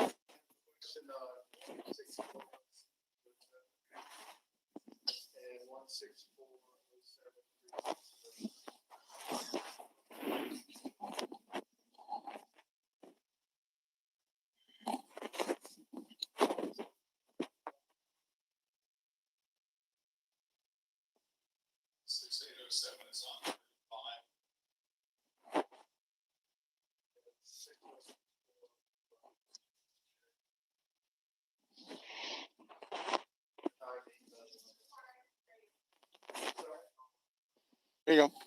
164-06807.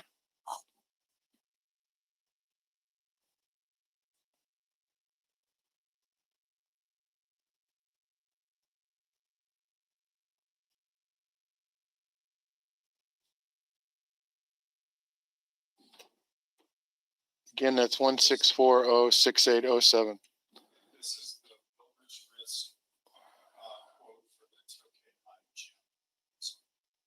It's all right, Mr. Khan, I heard you. So this is another thing on construction? Yes, sir. And this is a risk? Builder's risk. Okay. And then the total project price on that was? I believe for the gymnasium at Tokay High, it's a little over 10 million. Okay, then the next one, I'm not going to go into more detail, but why do we always use Keenan? We're actually using the SOUP pool. The board is, in essence, self-insuring through the pool. Keenan manages the pool. Could you explain that to me? When are we using a broker then? We are not using, well, on builder's risk, we are, yes, that's correct. But that's because the pool currently does not offer builder's risk insurance. So we must work through the pool's management team, Keenan, to buy the builder's risk policies on the open market. All of the other OSIP risk is underwritten by the pool, of which the sport is a member. So just so I can picture the whole thing, Keenan then handles workman's comp for the district and all the insurance on construction. And we have no say in the cost. We do have say through the board's vote on the governing board of the SOUP pool. I'm really confused. Maybe Mr. Heavily can help me. I don't. Well, the pool is a consortium of school districts throughout the state of California. I believe it's the largest monoline insurer in this product in the state of California. School districts join. The products or the insurance products are not offered to outside entities, not to corporations, not to contractors, only to school districts, and I should say community college districts as well. So the funds in the pool help support insuring the project so that it's not, in essence, buying 100% of the risk from outside insurance brokers who are in this for a profit. There is no profit markup on the pool's quote. There is only a management fee and then the risk that the pool undertakes for its member firms or its member districts. So then 3% is the standard for any project? I don't know about any project, but I think I can say in this market for Lodi at this time, it's pretty standard. Tokay's total bill or total OSIP cost is a little over 3% as well. It's just a smaller project. So they're all staying about 3% then, is that what you're telling me? That's correct, yeah. Okay, and then you're gonna find out the management fee for me? I will, yes, sir. Thank you, Mr. Khan. I have no further questions, Mr. Nava. Okay, you want to make a motion to approve? Certainly, Mr. Nava. A motion to approve, please. Been moved by Mr. Porter, second by Mr. Heberly to approve item 8.2. Mr. Freeland, Mr. Neely. Aye. Mr. Connecticut. Aye. Ms. McFarland. Yes. Item carries 7-0. Mr. Porter, 8.3, purchase order detail report. I'm the bad guy tonight, aren't I? Yeah, I know. This is the PO report. I've got 101298. It says LPA, 292,000. I could not find what LPA stood for. LPA is the board's architect for both the the facility master plan, but in this case, this is for the Tokay High project. No, it's $300,000 for architectural plans. Yes, sir. And if we make any revisions, we get paid. We have to pay them extra. Is that correct? That's correct. We pay them. We pay them as the size of the project. Is that correct? That's correct.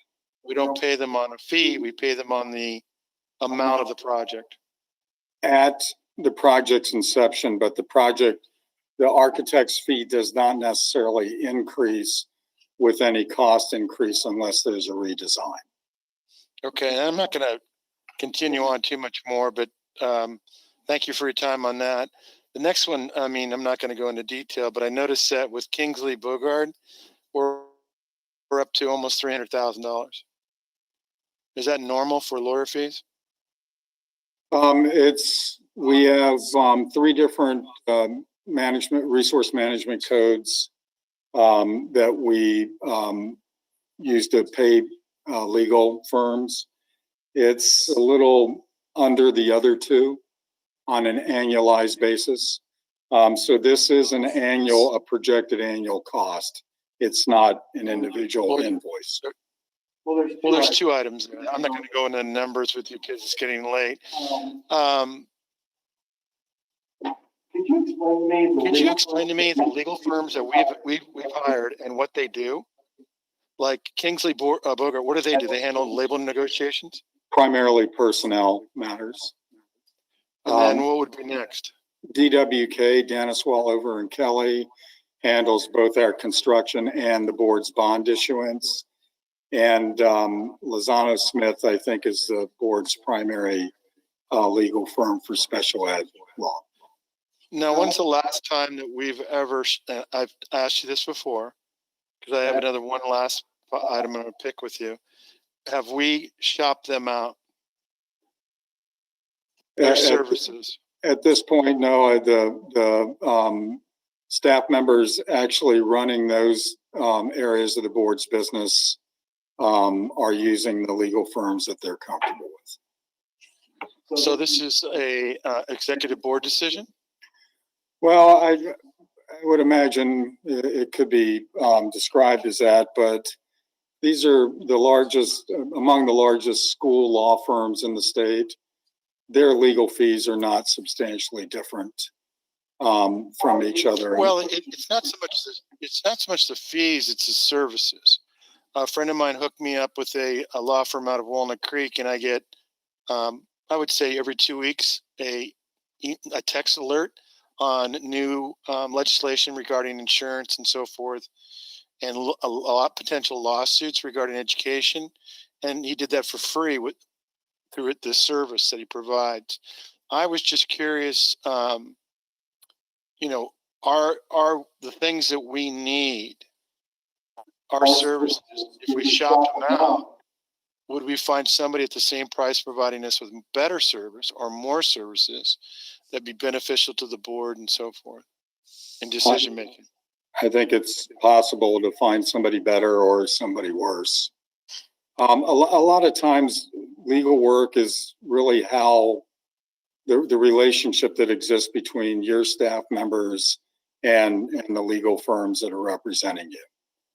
Yeah. And that's a lot of value is created in how well the two parties actually function together as a team. So Now, as far as the school board, I sent an email to Ms. Bogard regarding, and to flat out tell you the question I asked her, did she feel that she had enough information going into negotiations? And she never replied. Is that normal for them not to reply to board members, or they just reply to the executive board? I really can't say. I've never had that experience. I did. I was just curious if she had enough information going into negotiations. And my last one, of course, is my favorite, Jerry Adams. According to your email, he's up to making $107,000 a year now. And I looked About at his 109. Oh, good. I looked at his CV. He hasn't really done much since 2013. And I have, thank you very much, looked at his product of work, and it was somewhat dated. And I sent you emails on this, you and Dr. Washer. I really think this is something the board needs to revisit. $109,000 is a lot of money. And I know that he's somewhat of he's done a lot of service for our community, and he does have a very good background, but it's dated. And if we're doing services for our district, I think that the local PD and fire department could help us with that if we have emergency situations. I know that he has some background with the FBI and so forth, but again, that's dated. And I did look at his work product, and I was not impressed. That's just me, a common teacher, taking a look at what the work product was provided to me. Now, I did take a look at all the schools' emergency response, but that was boilerplate, and I didn't see his fingerprints on that at all. So I think this is something the board needs to look at and how that money's being spent. And so with that, I will stop talking about these PO reports and so forth. I would like to see us have a little more competition when it comes to bidding for service that we spend over $300,000 and over $110,000. And I don't blame you, Mr. Khan. I just think it's become status quo for us. And we need to be more aggressive in that avenue. That's just my personal opinion. I'm sure you don't agree with me, but thank you for your time. And Mr. Nava, motion to approve, please. Motion to approve 83, second by Mr. Farland. Mr. Everly? Yes. Freitas? Aye. Mr. Neely? Aye. Mr. Knapsack? Aye. Motion carries 7-0. Mr. Khan, you have the floor. Thank you, President Nava. Members of the board, Dr. Washer, I'd like to introduce the board's Senior Director and Controller, April Juarez, to give us a brief presentation on the district's unaudited actuals. I commend Ms. Juarez and her staff.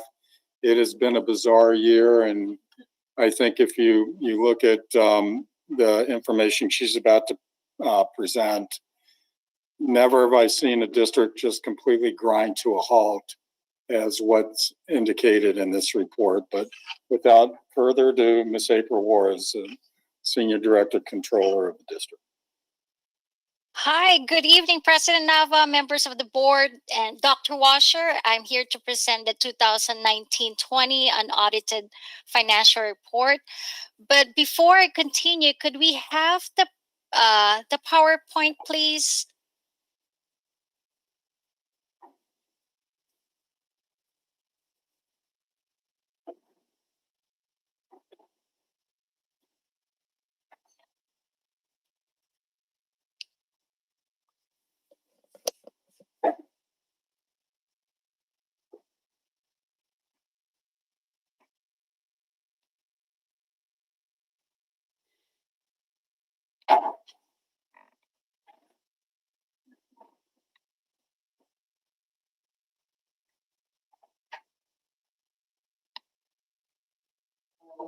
Moments, please. I'd like to ask the board, we're at quarter to 10. Can I have time meeting after 10? Yes.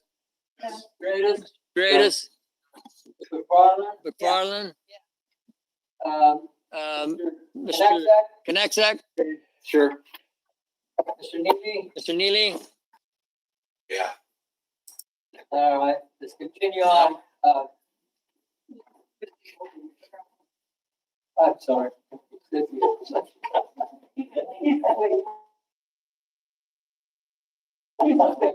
One. You're fine.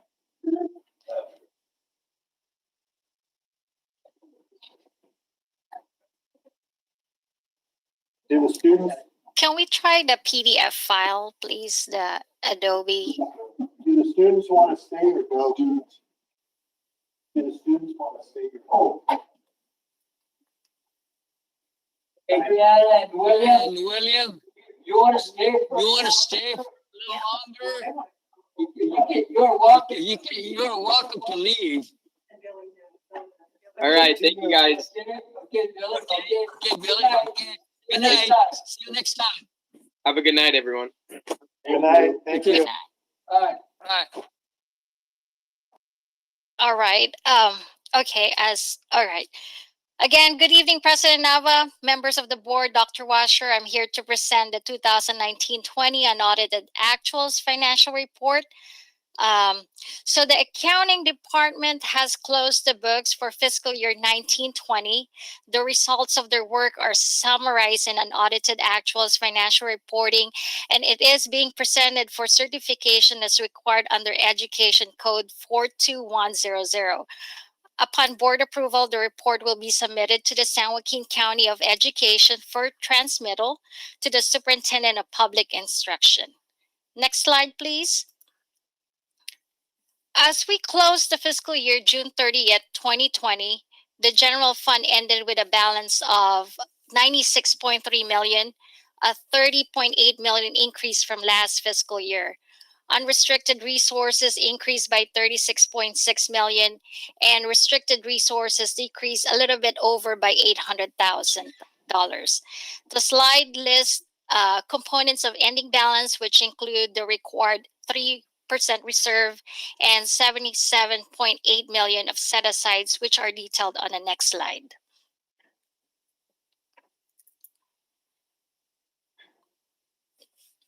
Okay, so the assignments are listed as follows. We have 4 million for programmatic reserve, 19.3 million for operational reserve, 11.3 million in board designated additional reserve for economic uncertainties. 5 million is reserved for instructional materials. Another 5 million reserved for unforeseen special education costs. We have also reserved for potential Affordable Care Act penalty of 425,000. We have 4.6 million reserved for remaining balance of 18-19 set aside for one-time carryover. 9 million is reserved for retain and recruit, and 6.7 million is reserved for future costs of STIRS and PERS. Over 12.3 million will go back to the sites and programs as purchase order commitments and locally defined unrestricted balance. Next slide. All right, so this is the chart of components that make up the general fund ending balance. So next slide, please. So this slide shows the ending balance for other operating funds. So in fiscal year 1920, as a new special revenue fund, Fund 08 was established as a result of the new governmental accounting standards called GASB 84. This is to account for the financial activities of Student Activity Fund. As of June 30th, the Student Activity Fund ended with a balance of a little bit over $2 million. Charter School, which is Fund 09, ending balance increased by 350,000 from previous year. Our Cafeteria Fund, which is Fund 13, has an ending, or I would say ending fund balance decreased by 267,000. Self-insurance funds covers outstanding property and liability and any workers' comp claims prior to the district moving to JPA pool. as well as health benefits for retired employees. As you can see, the negative one right there, which is our OPEB. So our net actuarial liability for other post-employment benefit is actually 77.7 million. So next slide, please. And this slide shows balance in construction fund. This includes the bond proceeds of 110 million from Measure U in Fund 23 that district issued in January of 2020. And finally, the last slide shows funds set aside to pay district outstanding bonds, which is as of June 30th of 2020, the district has a total general obligation bonds payable of 301 million and 7.9 million in certificate of participation payable. This concludes my presentation. I'll be happy to answer any questions you may have. Any questions for Ms. Suarez? Mr. Heberly? Mr. Porter? Ms. McFarland? No questions at this time. Mr. President, I would like to thank Mr. Khan and April and the staff for this fantastic report and putting this information together. It's always accurate, it's always very efficient and very understandable. And if I can understand it, then that's really making quite a statement. So very much appreciated for this great work. Thank you. And no questions, thank you. Okay, Mr. Neely. Thank you, Mr. Nava. I want to echo Mr. Freitas' comments. It's a lot of hard work went into this. I appreciate it. And just a note, we need to take a look at this because we may not see something this good for a long time as things come up. So we're going into this financial crisis in about the best shape that we possibly can. And I appreciate everything that everybody has done for this, including the Board of Education and including all of the people who worked hard to make this happen. Thank you. Thank you, Mr. Neely, Mr. Khan, April. Thank you very much for the report. Let's A4. Can I get a motion on this? Mr. President, I move to approve item A4. Yes. Mr. Freitas moved to approve item A4, second by Ms. McFarland. Mr. Heberly. Mr. Freitas moved item A4, second by Ms. McFarland. Mr. Heberly. Mr. Neely. Aye. Mr. Knaxak. Aye. Gary. Aye. Mr. Porter. Carry 7-0. Mr. Khan, you got item A8. Thank you, President Nava, members of the board, Dr. Washer. Just a quick comment. The board may recall in the August 27th special board meeting, which we covered facilities updates. We mentioned that we did need to increase the budgets for Lodi High School, the Lodi High School pool, Tokay High School, and then of course Needham. The board is approving those dollar amounts this evening. I will advise that we do not have the GMP or guaranteed maximum price on Needham yet, so that is yet to come, but that should be sometime, I think, no later than early October, mid-October. I did want to comment that on 7E of this document, it may look like we are defunding several schools while we are using the money to increase the budgets for Lodi High, Tokay, Needham, and Lodi High School pool project and locker room complex. This money in its entirety will be restored upon the next bond sale, which staff is actively working on, targeting somewhere between a March 2021, June 2021 bond sale. So be happy to answer any questions. Mr. President, move to approve item A8. Been moved by Mr. Freitas, second by Ms. McFarland to approve item A8. Mr. Heberly. Mr. Porter. Mr. Knacksack. Aye. Mr. Neely. Aye. Motion carries 7-0 on item A8. Concludes our consent agenda A. Goes to other action items. Item OAI1. Learning plan. Dr. Sally. President Nava, members of the board, and Dr. Washer, the learning continuity plan is presented for your approval tonight.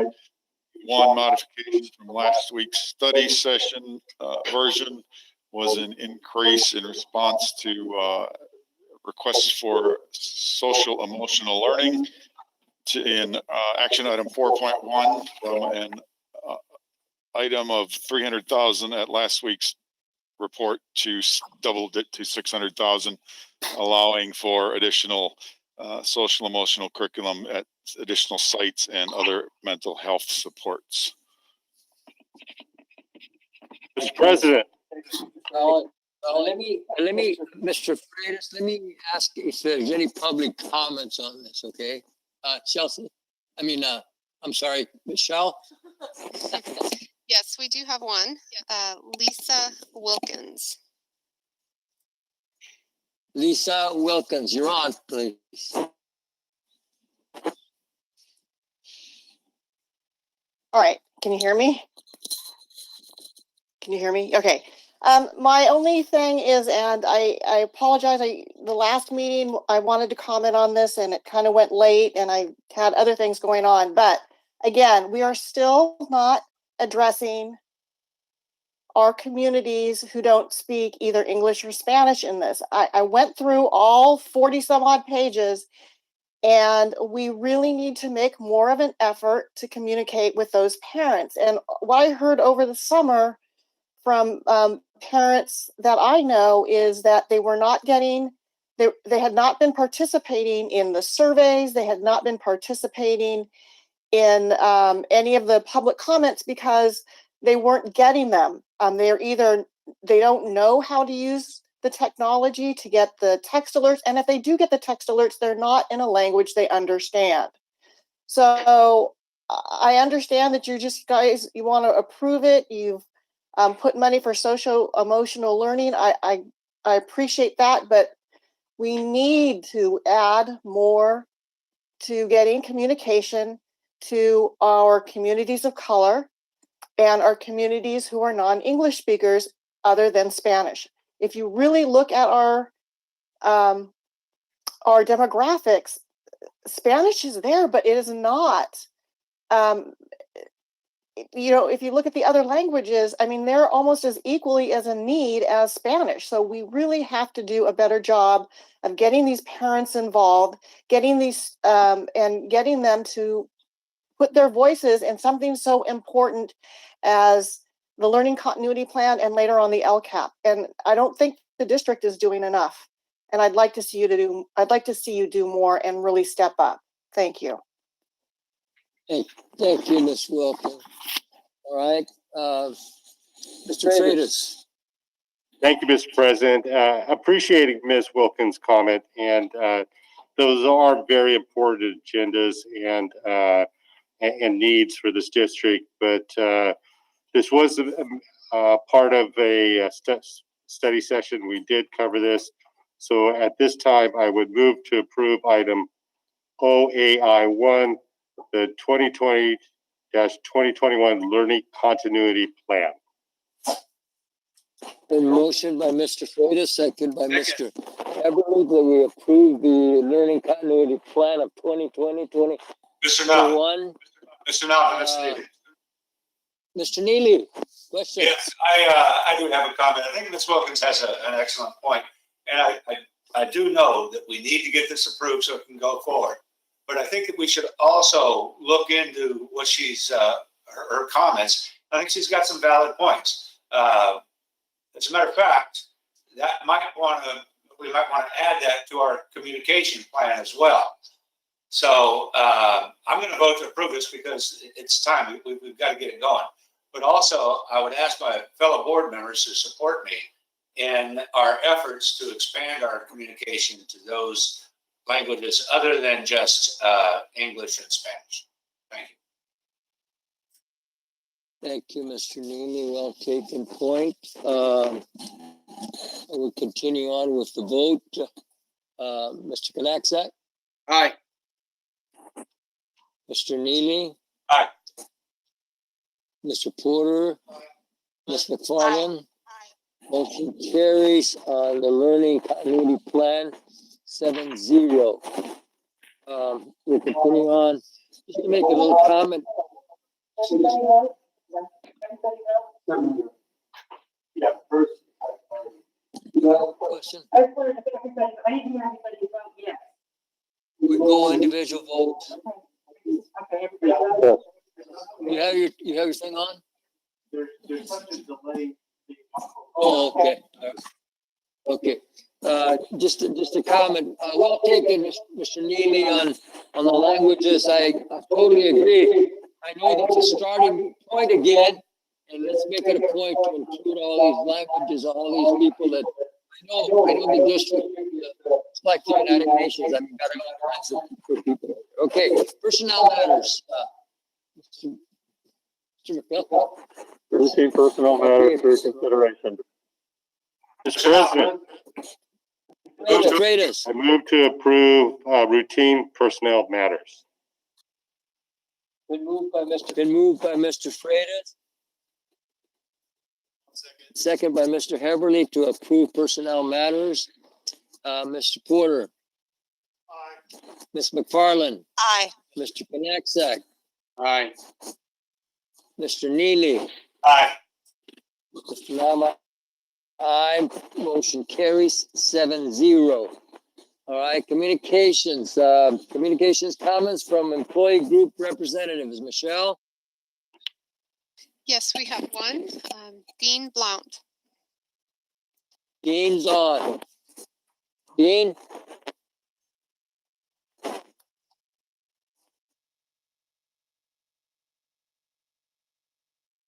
Can you hear me now? Very good. Excellent. Good evening, President Nava, Dr. Washer, and members of the board. First, I'd like to thank Susan Peterson from Washington Elementary School for her presentation on the Wellness Wednesdays at her school in collaboration with her school counselor, her school psychologist, and speech and language pathologist. Well, with wellness in mind, I've consulted with our school counselors from all grade levels, and we would love to coordinate with Dr. Washer and Paul Warren, our new SELPA director, to schedule a presentation at a future board meeting from our elementary, middle, and high school counselors to discuss the social emotional learning of our students here in Lodi Unified School District. As I recall from our last study session, many of your questions related to the learning continuity plan that were related to social emotional learning. What I'd like to have them address for you is the supports that are currently being provided to address our students' social emotional needs at all grade levels, especially during this time of distance learning and dealing with the additional stresses associated with living in a COVID-19 reality. We'd like to answer your questions about the referral process for counseling services when a parent or a teacher suspect that their student has social emotional needs, including the hierarchy of our multi-tiered levels of support for our students. And finally, we'd like to share with you what sorts of supports we will need when in-person learning resumes. This would include their input on social emotional learning curriculum that you just approved through Learning Continuity Plan. And we'd like to break it down by grade levels and by individual school needs. I want to let you know that LPPA members appreciate your support, and please know that we embrace this ongoing challenge and look forward to working with you. Thank you very much. Thank you very much, Dean. Mr. President. One moment. Comments from the public? Comments. No further comments. No. Okay, Mr. Grady. I do appreciate Mr. Dean's comments, and I would like to see that at a future board meeting, that be an agenda item about the items that he discussed and the help that we are providing our students. So we can make that possible. Washer? Yes, Mr. Members of the Board, we had already talked about that at a previous board meeting. The information in my report this evening was just a snippet to whet your appetite on what will come later with a more detailed report. So yes, we will get that scheduled. Anything else? Anything else? Any other comments from the superintendent? No further comments. Thank you. All right. How about board advisory committee reports? Any? None? Entertain a motion for adjournment? Move to adjourn. Yes, Mr. Neely. Move to adjourn. Move to adjourn? Yes. I'll second. A second, been moved by Mr. Neely, second by Mr. Connect to adjourn the meeting. Mr. Heberly, Mr. Freitas, Ms. McFarland, Mr. Porter, and Mr. Nava. Aye, motion carries to adjourn 7-0. Good night, Gary. Good night, George. Bye, We'll guys. see you next time. Next week. Next week. Yay.